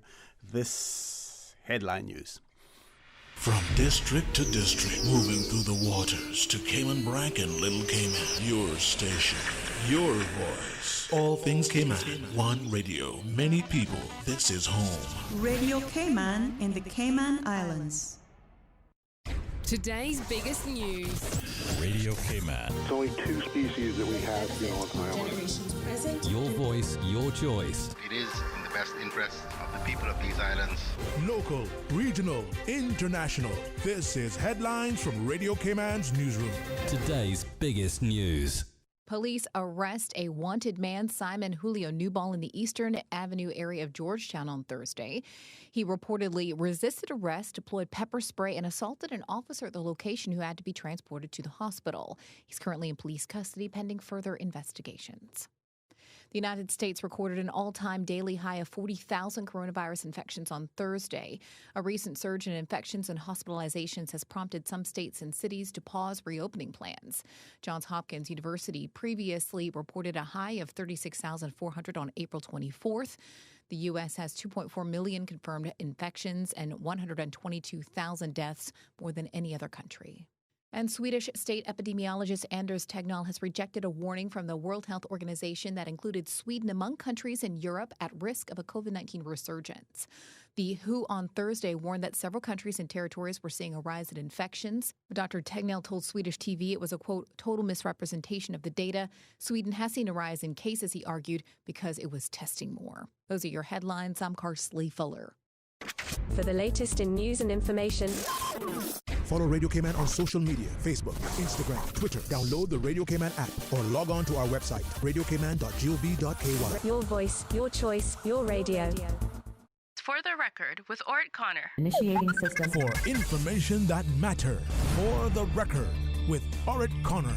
Continues right now on Radio Cayman. Good morning and welcome back to For the Record. In the studio with me, the Honourable Arden McLean, Leader of the Opposition and also member representing the District of East End in our Legislative Assembly. 2 more comments here. This person says we need a landlord and tenant act. So here's one more that you may want to put in relation to private members' motions. One that is both equitable to each party but must also safeguard the rights of tenants. And this person said that they posted these comments on their Facebook page, and it solicited a lot of response on Facebook as well. In relation to staycations, this person said that they were listening to the show and heard questions in regards to staycations on 7 Mile Beach, and they have pointed out that information in regards to staycation can be found on the Facebook page of the Cayman Islands Tourism Association, as well as on Cayman Residents. And they pointed out also that Caribbean Club, as well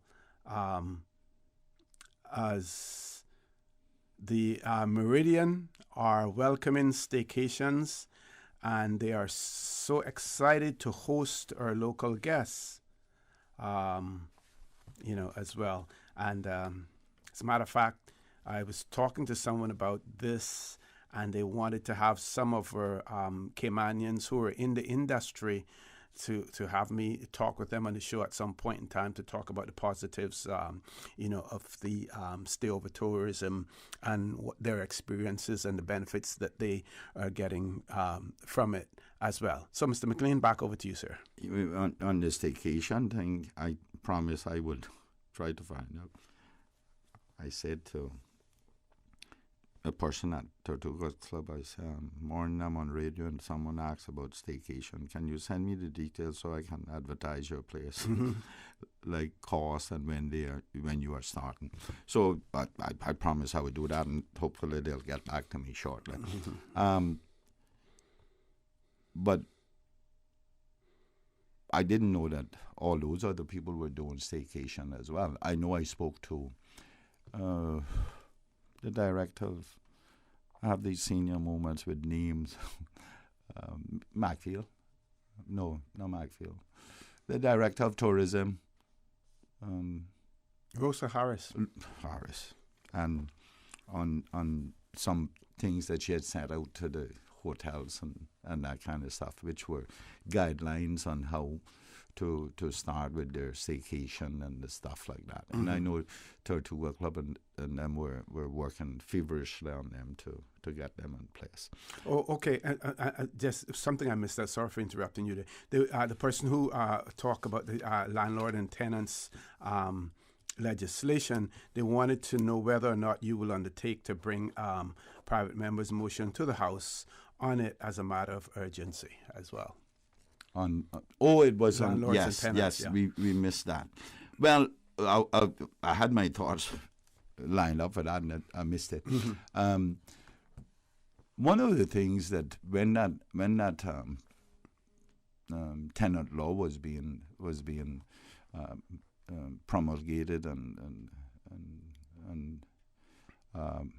put in place. Was that initially after Ivan? Yeah. Sometime after Ivan, because it was Kurt who did it. Remember that? And I was of the view that we should have looked more closely at making it more equitable as well, because and certainly we have debated this on a number of occasions.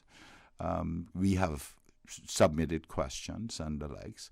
On this over the years, because we are the ones who get the complaints, not only from the landlord but also from the tenant. And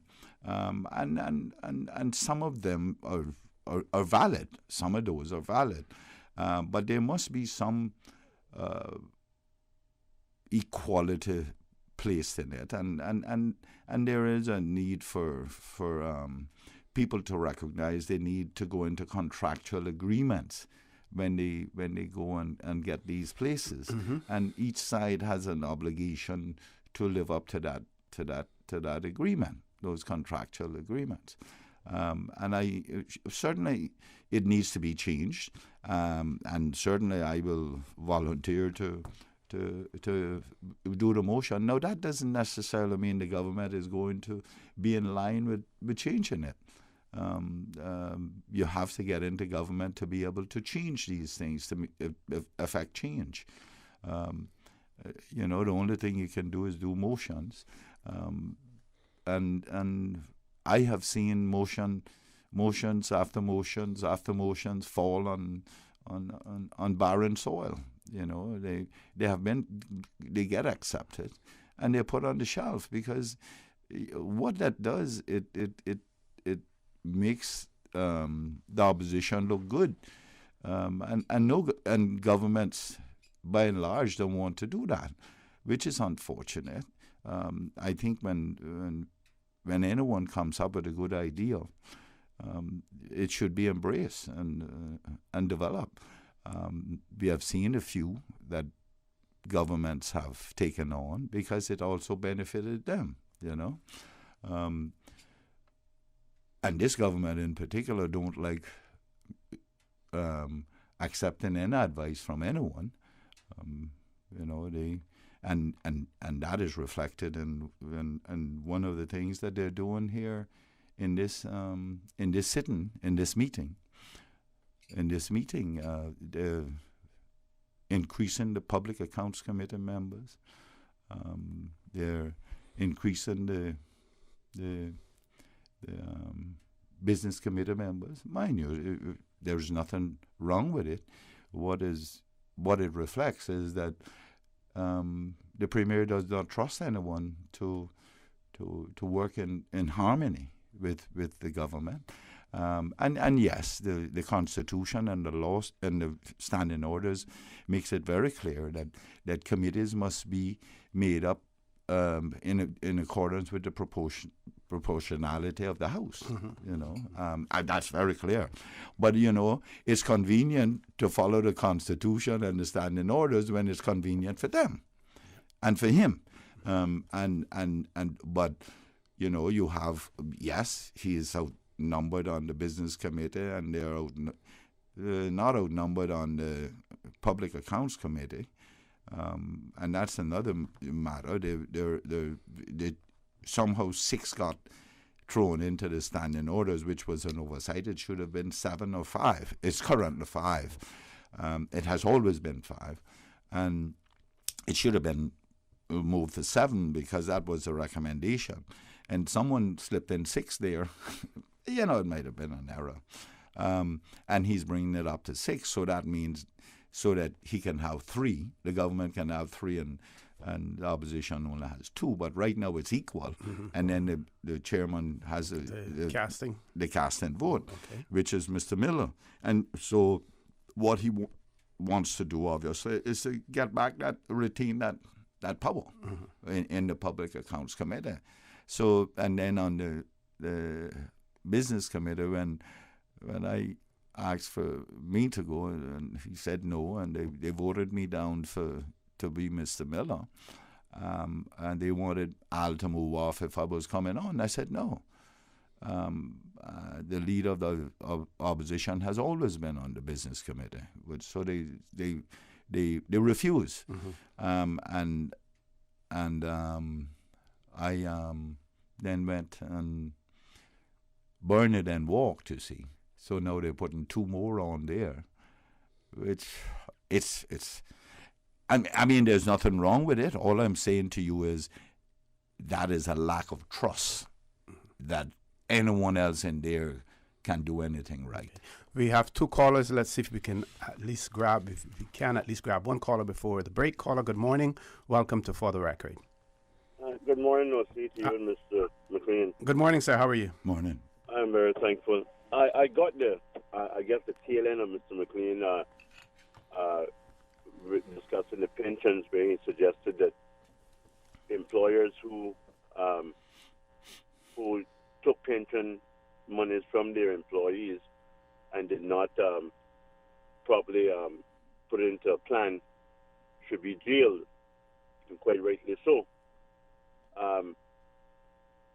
But I wonder what Mr. McLean's thoughts are in relation to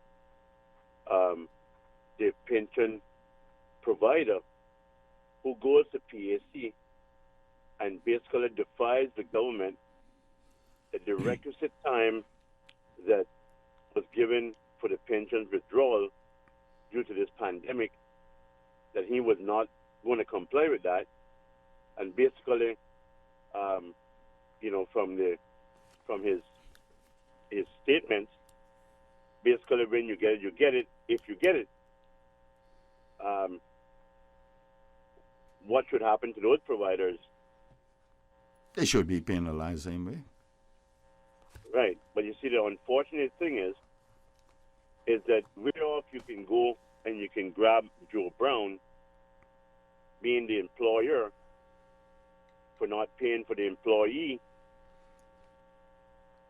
there is no substance that will put Fidelity Bank in jail. You can't go and put Fidelity Bank in jail. We're going to call him by name because it's them. That clown went to PSC, to the highest authority that I believe one can be summoned from a legislative arm of government. And Mr. McLean, I stand to be corrected by you. If there's any other authority in the island that can summon Joe Public from a legislative perspective, let's forget about the court. From any perspective. Right. It is the PSC. And he goes there. He goes to PSC. And he basically make monkey face at them. Right? Look at his posture. Well, one of the hell is this guy? One of the things I said to OC on here this morning was our parents taught us mouth kill fish, you know. Exactly. Right? But I mean, he go there carelessly. You see, the laws of this country has always been to protect the big enterprise and kill the small man. And now I don't know if I can subscribe to that in its entirety, but what I can say is that the laws are put in place to govern and protect everybody. But when it is slanted towards a particular entity, which is not the populace, we have to be very careful how we put those laws in place. And sometimes, and people just think that laws are laws, and hitherto, everyone would just do what they want. Now you're getting some of these young Turks coming into the Legislative Assembly, like Alden and I were when we were there, and they're calling people out, and rightly so. When Alden and I went in there first, we were calling them out too, and they didn't particularly like us. And Ralston, Anglin, and Klein Glidden. And we were calling them out, and that one from Kimmelbrack, Lyndon Martin, you know. And over time, we continue to do that, but these people think that they're not subject to the law. Many people think they're not subject to the law, and that the legislature can't call them. Well, let me tell you, those who are summoned by the legislature, it's very simple. If the legislature believes you have information in your possession that can help them with their job, they can call you. Caller, I want to thank you very much. We've gone past our commercial break. We still have another caller on hold as well. Still, Paul. We will take that caller as soon as we return from the commercial break. Vant Motors and RBC Royal Bank are making it easy for you to buy your new car or truck. The Spring Into Summer Sale at Vant Motors is going on now with no money down and no monthly payments for up to 12 months on select models only. That's no monthly payments for up to 12 months or until June 2021 on select models only. Offer ends June 30th. Find out how you can drive home the best deal of the year and call VAMPT at 949-8288 or email sales@vamptmotors.com. Fidelity Bank would like to thank all essential workers. We salute your efforts and thank you for the sacrifices you've made to keep us all safe. During these challenging times we're facing, our top priority is the health and safety of the communities we serve. And while it's true that things are changing rapidly every day, one thing that will never change is our commitment to giving you the best and sound financial solutions to help you during and after the coronavirus pandemic. At Fidelity Bank, our focus will always be you. Fidelity, we're good for you. It's not Toolfest at A.L. Thompson's, but it's almost as good. Toolfest has been an annual 2-day event since 2009, but because of current events, there will be no live demos. But that's okay, because what will be at Not Toolfest is the deepest discounts of the year on select hand tools and power tools for 3 weeks. Save big on tools by Makita, Milwaukee, Bosch, Skill, Dremel, and other power brands, and get 15% off all items in the tools department now through July 4th. Remember that Father's Day is June 21st, so give them a big boy toy from A.L. Thompson's during Not Toolfest. Join the University College of the Cayman Islands admission team for their webinar, a step-by-step guide on how to apply to UCCI this fall 2020 semester. It's happening Friday, June 26th at 12 noon. Get the answers you need to make your admission process easy. Visit ucci.edu.ky to register. That's ucci.edu.ky.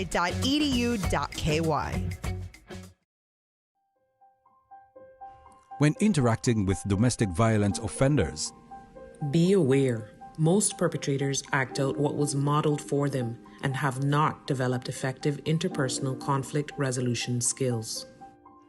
listen and realize that if a perpetrator discloses offending behavior, there is shame involved. If an offender is telling you there's a problem, they're taking a great risk by doing so and are showing trust in you. Try not to judge. Instead, encourage them to seek professional help. Advise them. If you think the situation is volatile, encourage them to find temporary accommodations away from the survivor. And be honest with the domestic violence perpetrator. If he or she blames the victim, remind them that domestic violence is never okay.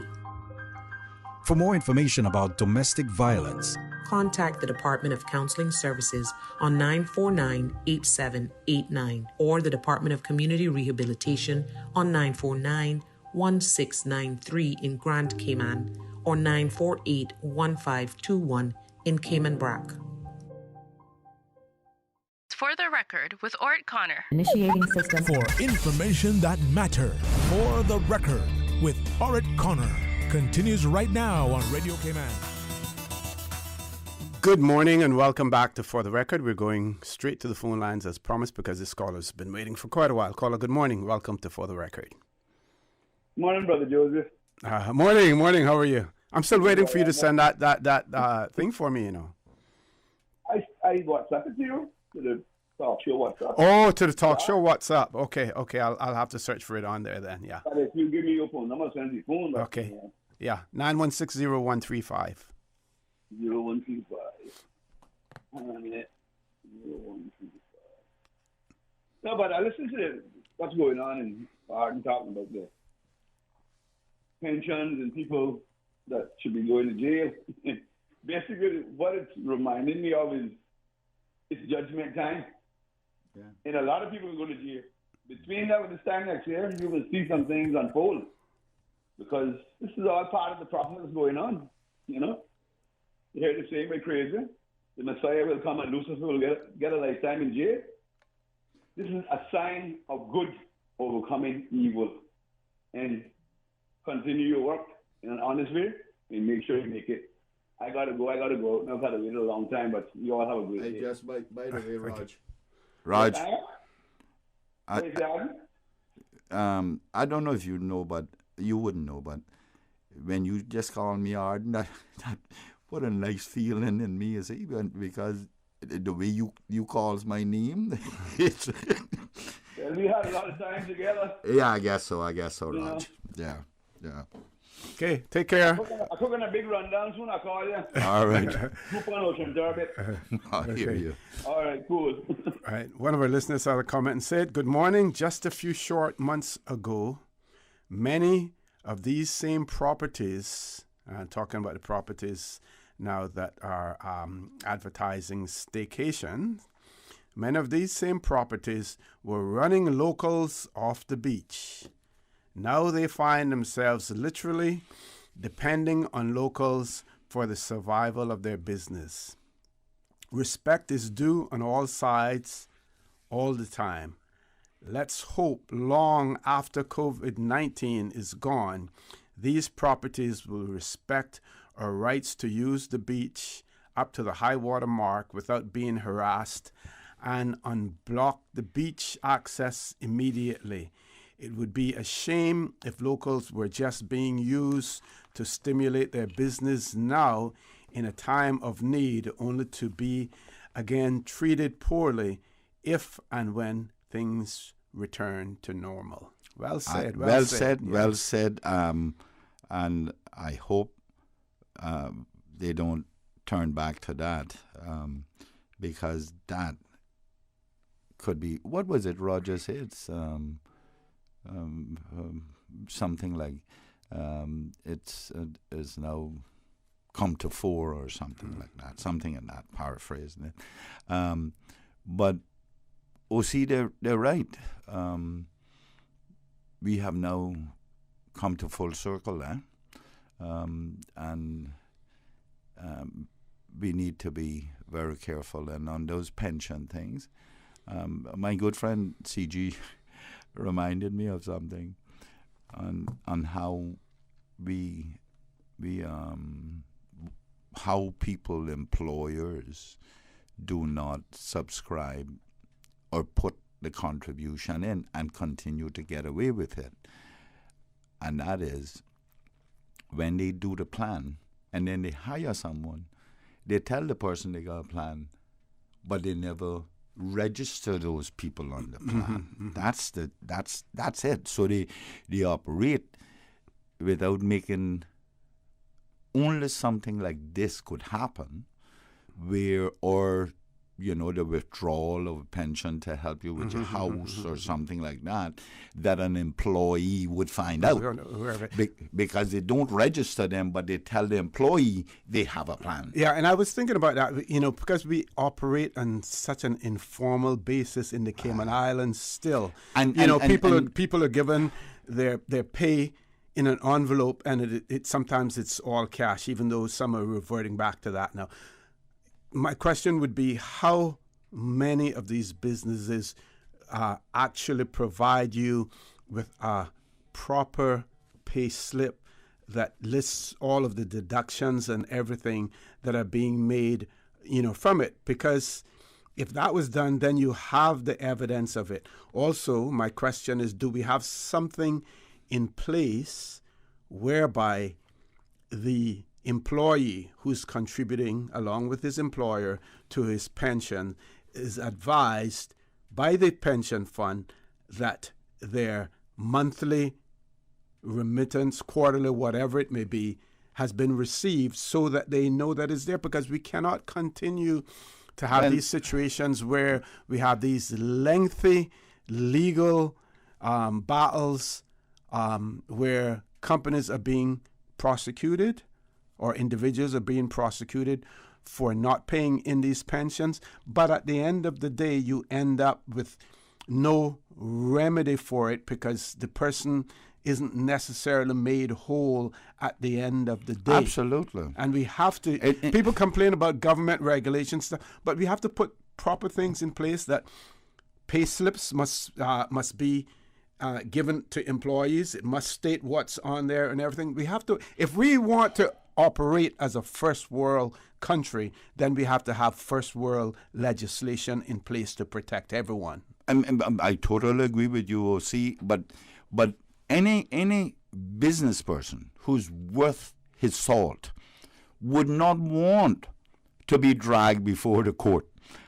So when you see someone who is not doing these things or has these things in place, OC, they are the ones who are rogue businessmen.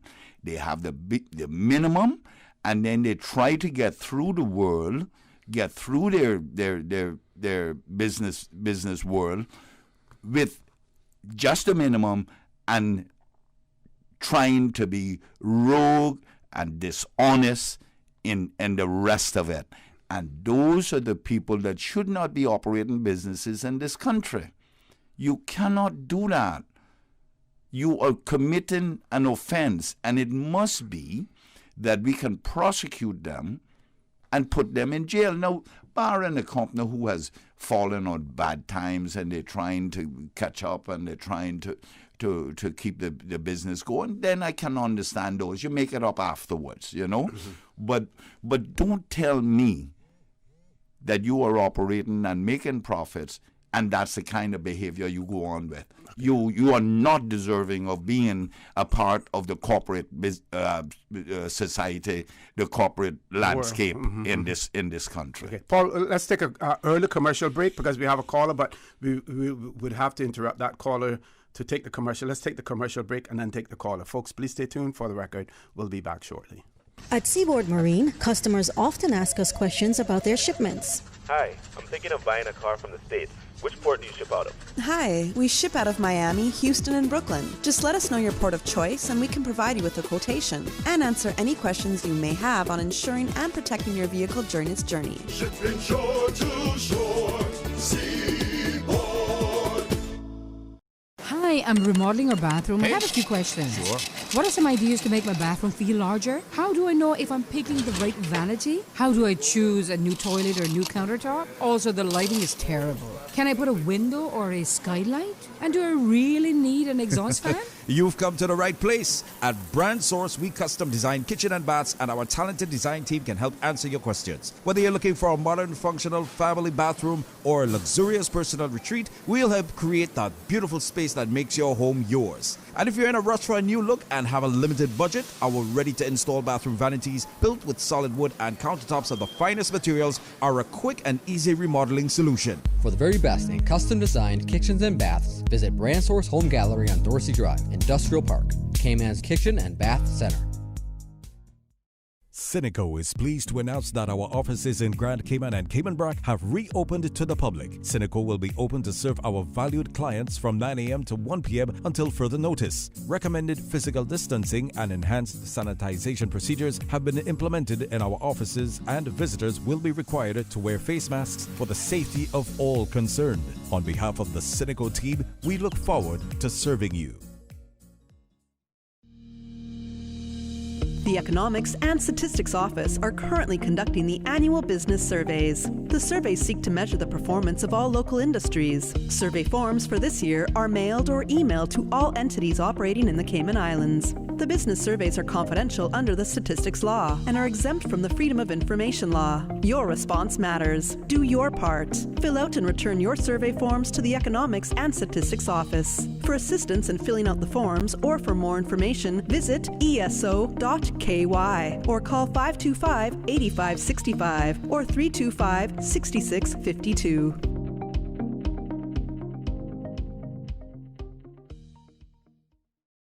Join us every evening at 6:59 p.m. for the Time Check Salute in Caymankind style with the blowing of the conch shell. as the Cayman Islands community extends their appreciation to all of the frontline staff who are working to keep our islands safe and functioning during these challenging times. For the record, with Orrett Connor. Initiating system. For information that matters. For the record, with Orrett Connor. Continues right now on Radio Cayman.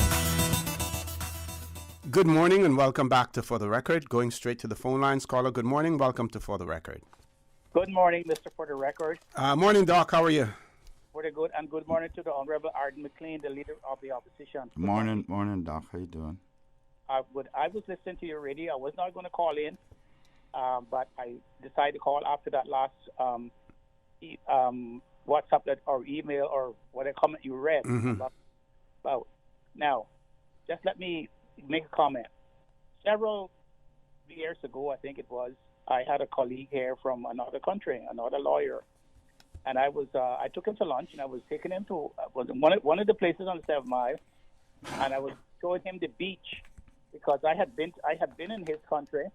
He had taken me around, and he was looking at the quality of the beach, and I was accosted by one of the employees of one of the resort, and asked me like, "What are you doing here? Are you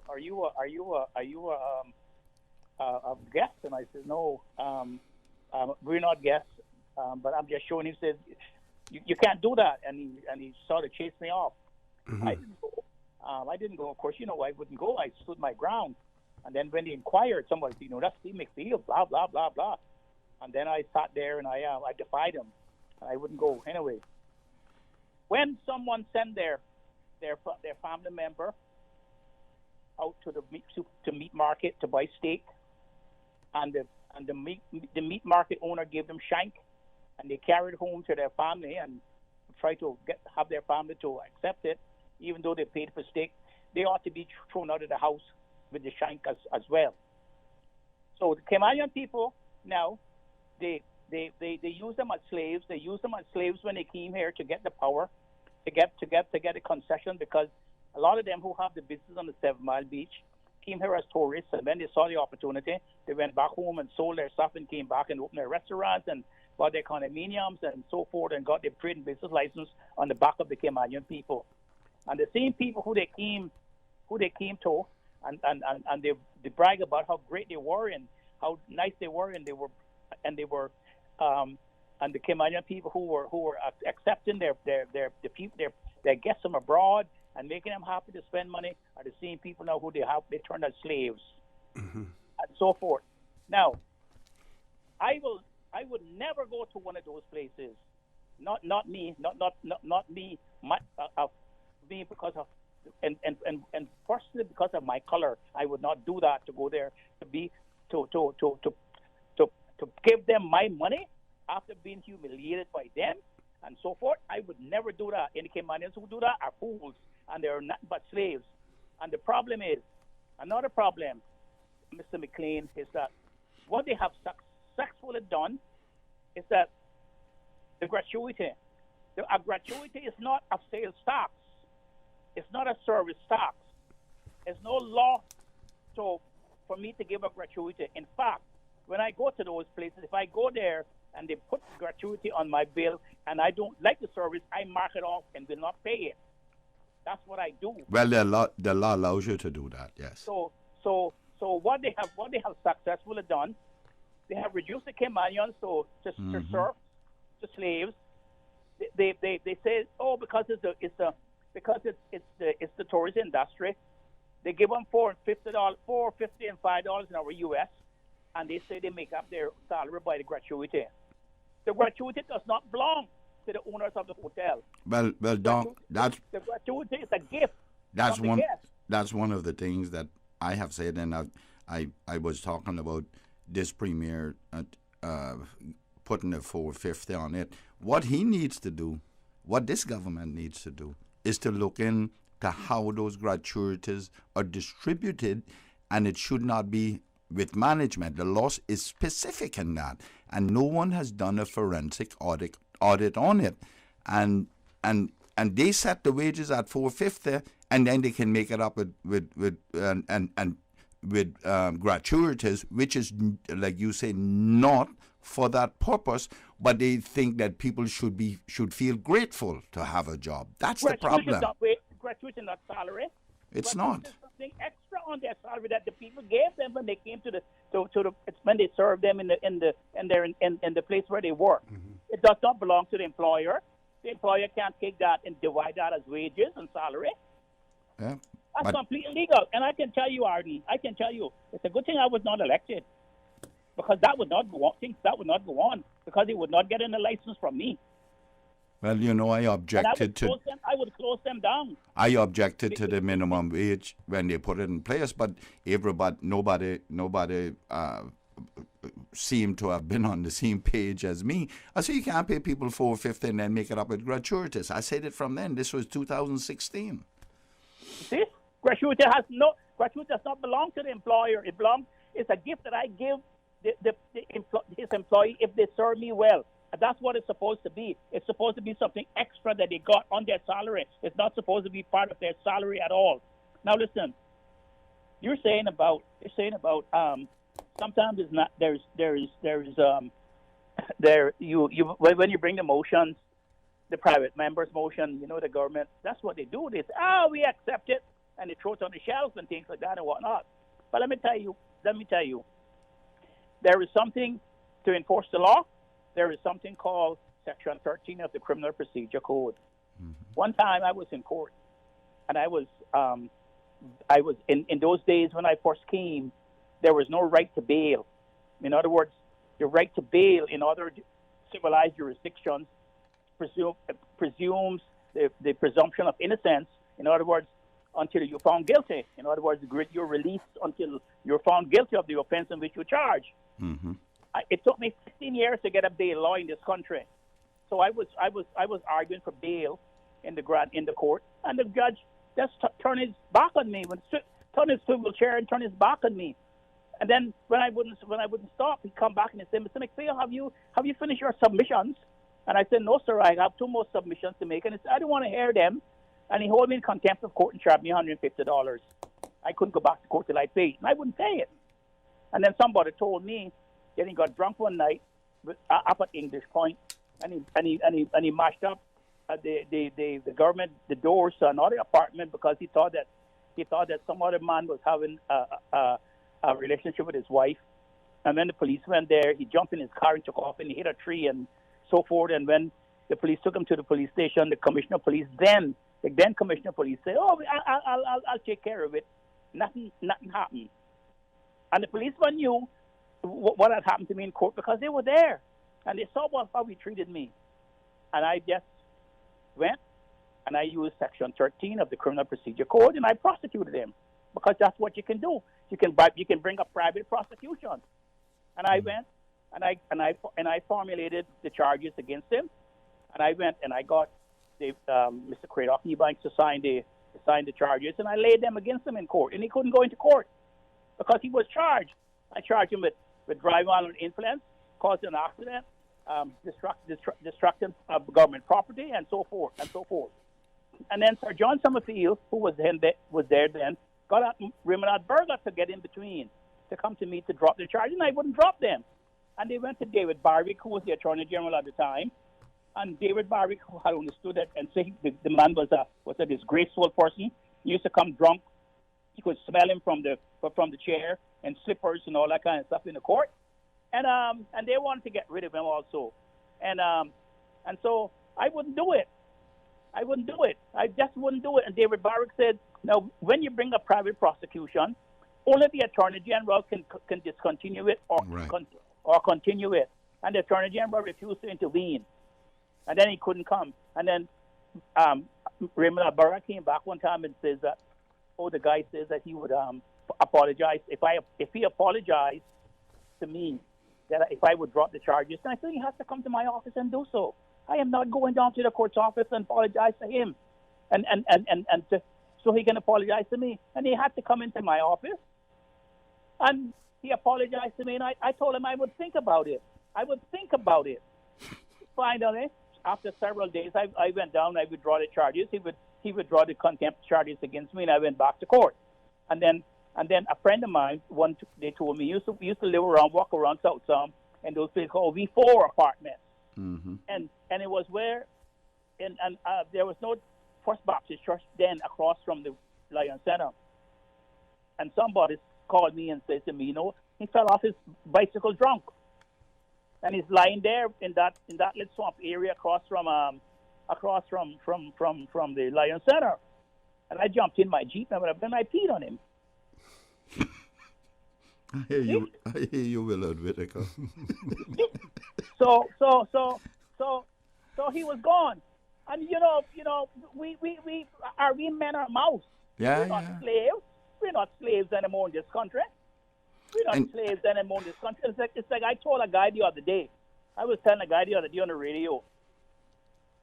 When during the lockdown here, I had the time to go back and read things like the Southwell years. And when I look in the book and the Southwell years, and I see the achievements, the pages and pages of them, people like you are all there too. Uh-huh. Boys who left this country, who never had high school education. They started on the lowest pole, on the lowest rung of the ladder, wiping up the galley, cleaning pots. Well, I was Galliman. Cleaning up the engine room. I was Galliman. They did that, and they left as engineers, chief engineers, second engineers, third engineers, captains. They had a little boy from Northside named Coolidge Conley. Yeah. Started as a messman on the biggest ship that float, captain. I never heard anything that they did, any decision that they did that caused a ship to be lost. The largest ship that float 700, 800, 1,200 feet long, with the cargo, the most expensive cargo, and all those men on board. They could do that. And today they can't get a job as a goddamn doorman in a hotel in their own country. Doc, I'm going to have to interrupt you there. We have one more caller that we want to grab before we go to the commercial break, because we're going to make that the last call for the morning. Stay safe, Doc. Have a great weekend. Caller, good morning. Welcome to For the Record. Hello, good morning. This is Mr. Connor. Good morning. I left my number the other day, sometime last month. You said you would call me. I listened the whole day and I didn't get the call. And then I called Mr. McLean. I didn't get him. I left a message. I didn't get him at all. So I want to get Mr. McField's number. Could you give it to me, my dear sir? But if you call me, you have my number. But I mean, I can give it to you, but I never get any message from I don't recall any strange number. And 916-0630. 916? 0630. I'm going to call you back, sir, a little later from now, okay? Okay. Thank you very much, caller. We're going to go to a commercial break. We've made that the last call for the morning because we want to give you an opportunity to cover the other issues that you want to cover as well, Mr. McLean. Folks, please stay tuned for the record. We'll be back shortly. But we all know there's nothing more refreshing than the taste of an ice-cold Coca-Cola straight from the cooler. No one can stop me when I taste the feeling. Whether we're celebrating a birthday, promotion, or just a great meal, make each moment a Coca-Cola moment. No one can stop me when I taste the feeling. Available across the Cayman Islands from Tortuga Distributors. Make sure you ask for the unforgettable flavor of a classic Coca-Cola. At Seaboard Marine, customers often ask us questions about their shipments. I have various items coming from different suppliers that I need to ship to Cayman. Do you offer consolidation? Yes, Seaboard Marine offers consolidation for full and less than container loads. We can hold your packages at our Miami warehouse until everything arrives and ship it all in one go. And we have the best rates to Grand Cayman. Visit seaboardmarine.com for more information. Shipping shore to shore. Mommy, have you been taking your medication? No, I think I forgot to pick it up. Your doctor prescribed it for a reason, so you should be taking it regularly. I know, TD. Thanks for the reminder. If you are elderly or vulnerable and need your prescription delivered to your home, contact the Health Services Authority Pharmacy at 949-8600. Taking your medication when prescribed is important to your health, and your health matters to us. For more information about our pharmacy hours and locations, visit hsa.ky or call 949-8600. The 8 a.m. news is brought to you Monday through Friday by the Chamber of Commerce Pension Plan. For information as it happens and questions on the Emergency Withdrawal Pension Program, visit chamberpension.ky. For the record, with Orrett Connor. Initiating system. For information that matters. For the record, with Orrett Connor. Continues right now on Radio Cayman. Good morning and welcome back to For the Record. Before I pass the mic back over to Mr. McLean, I just want to share with you a media advisory that was sent out by the Department of Labor and Pensions yesterday, and it has to do with their investigating pension plan administrators. And it reads that the Department of Labor and Pensions are currently reviewing multiple pension plan administrators with regards to processing timelines to ensure they are in compliance with the National Pensions Amendment Law 2020. The National Pension Amendment Law 2020 states that an administrator who does not comply with subsection 9, 11, or 13 commits an offense and is liable on summary conviction to a fine of $10,000 or to imprisonment of for a term of 1 year or to both. While it is largely believed that a significant portion of the applications are being processed in a timely manner, where there are breaches of the timelines set out in the law, Department of Labor and Pensions are actively preparing files to be submitted to the Office of the Director of Public Prosecutions. Any applicant who has a complaint in relation to their application being processed or whose application has been refused can file an appeal to the director and should do so in writing and include their details along with supporting documents and email them to dlp@gov.ky. So they say that they're actively preparing files to be submitted to the Office of the Director of Public Prosecutions. We hope and we trust that any prosecutions will be just as swift as those prosecutions were for persons who violated the regulations during the suppression phase of the COVID-19 pandemic. We saw where the courts dealt swiftly with people. We want to see it done similarly in this case as well. We know that these institutions have deep pockets and they can fight in the courts. They can string things out for a long period of time, but we have to be forthright with them. We have to be adamant, and we have to hold them to account. Mr. McLean.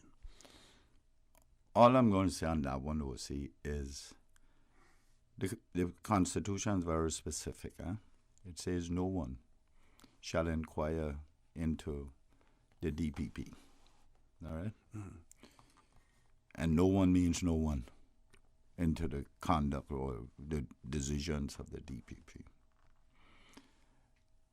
What I would say is that this is a seriously sensitive matter. And I know that as a legislator, I've got to be very careful what I say in that regard, which would contravene the Constitution. Because I still believe in our constitutional democracy. What I would say is that the DPP is skating on thin ice here because of the sensitivities of this. And they should, that office should be very circumspect in how we approach these prosecutions. Well, just like you're saying, but I'm saying it in a different way. Okay. I because this is a sensitive, popular issue right now, mm-hmm. and people are upset. Mm-hmm. People want something done. You hear what I tell you? And if the evidence is there, then I believe that that's where it should lead, to ensure that these things never happen again. If you know, even if it's only punitive measures that get put in place that are there for that purpose, like financial or whatever. Okay. But you know, we can't allow people to just flaunt the law and do as they please. But of course, you know, there may be evidence that says that they could no better do. You understand me? So, but if there was a deliberate attempt to do that and to dismiss out of defiance, and that would be for the judge to decide whether or not. But if they could see it too, so. But anyway, that as it may. Well, see, one thing someone knows is at 11 o'clock and remind the people of East End that the primary school children are going to be parading through East End. The school leavers, they graduated last week, and they're having a little parade throughout the district, you know. So they can, you know, people weren't allowed to come see it. They did it on Zoom, you know. And I give them a little chance to dress up again today, and it's at 11, and they will be doing that up there. I also want to extend condolences to Miss Valera Connor family, which would include Miss Linda as the sister, and Francis as the brother, and all their families, and Frank family as well, because she was married to Frank's sister, brother. She was married to Frank's brother. See, on these issues with these motions and questions, there are a number of questions, like 19 questions the opposition has submitted, ranging from fuel at the fuel station to right across the board. The government has a number of bills as well, but these are to amend bills that we only just did. You know, that we amended these bills last sitting, last meeting, same bills, And then they want to do the births and deaths. I wanted to ask Steve a question on this, but I guess Dr. Macfield, you know. One of the things they're amending is the births and deaths registration. Yeah, so, I saw that. Doc, if you hearing me, I would like it. Maybe I'll call you later. But if I get a chance, they're trying to change it so that you can submit documents electronically and sign that. And the counterfoil and stuff, registration of births, you know. But I thought it would have been a perfect opportunity now. There are so many instances of not having fathers on the birth certificate in this country. And very few people born without knowing who their father having somebody knowing where the father is. And then you have people the ladies who go and register their child because we know that's who it is. And at some stage during that child's life, when they're young, that father has been adjudged. That person has been adjudged to be the father. And there is no provision for the judges or anyone else to put that person on the name on the register of that birth certificate of that child. So you grow up, you become an adult. Your father became very... And it can't be amended afterwards for it to be added? No, they will not. Whoa. There's no provision. Unless the person comes in there. Okay. Yeah. Unless the person submits voluntarily. Yes, voluntarily. And sometimes then, as I understand it, the ladies don't want it on because they have suffered so much. But that's wrong, because let's go through a scenario where a father accumulates a lot of wealth, and on the passing of that father, that child cannot share in that. That child cannot share in that because of succession law. He needs to be recognized as an offspring. I'm not saying we can't do it, because there are other provisions in the succession law that can do it, like DNA and affidavits and whatnot. But why go through all that when that's your child? And if you're a judge through the court, that means that the court has now placed an amount on you to maintain that child. Why can't that child's father name be on the birth certificate? So I thought this was an opportunity for us to discuss that, but it appears like that is not forthcoming. So, but I will certainly discuss it in debate and invite the government to change that law, because I can't change law except through private law, and I need money for that. So I am a little concerned about that this is a perfect opportunity. I mean, there are so many of us had that experience of having a misspelled name on our birth certificate, and they won't change it, despite producing the proof. You have to do it through deed poll. I was one of those that did that. My name was AIN, and it was only because of my father signed it and signed his name. And the thing is, only two of us, Braza and I, my older brother and I were the only two that Daddy registered. And just the way he signed his name and always put a dot, and they picked it up from there, So I think we need to correct those, and I'll invite the government to do some of the corrections on that. And then usually the laws that to try and get us off this blacklist, despite us cooperating with them, we still went on the blacklist, and I trust that. And we continue to support the government on amending these things every time the goalpost changes. But despite all that, we still get on the blacklist, and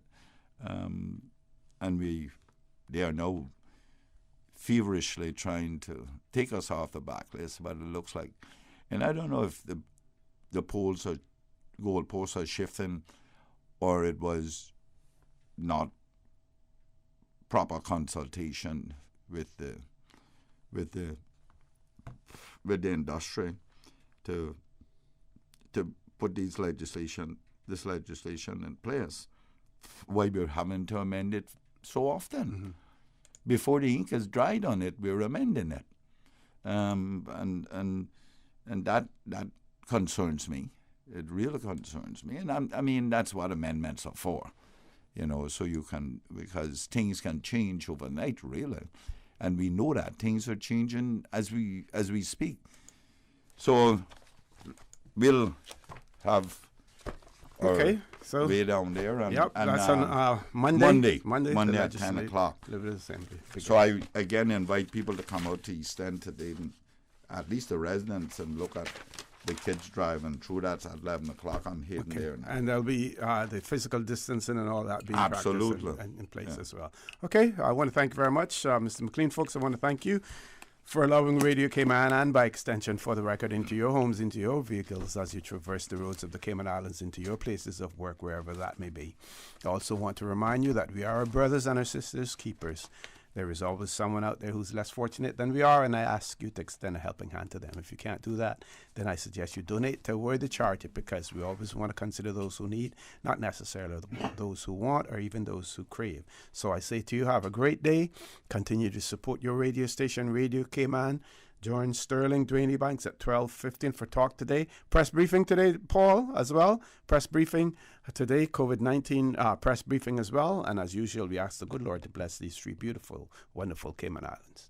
For the Record is brought to you by Vamped Motors, the only authorized Ford and Toyota dealership serving the Cayman Islands. Cayman Pharmacy Group, with a location in West Bay and professional pharmacy at CTMH Doctors Hospital. The Cayman Pharmacy Group has a location for you just around the corner. Seaboard Marine, with over 35 shipping ports, find your shipping solution by calling 949-4977 or visit seaboardmarine.com for competitive rates. FIS MoneyGram, the safest and most convenient way to send money worldwide. MoneyGram, bringing you closer. Coca-Cola, available across the Cayman Islands from Tortuga Distributors. Accept no substitutes. Taste the feeling with Coca-Cola. Brand Source Home Gallery, inspiring luxury. And Fidelity Bank. Fidelity, we're good for you.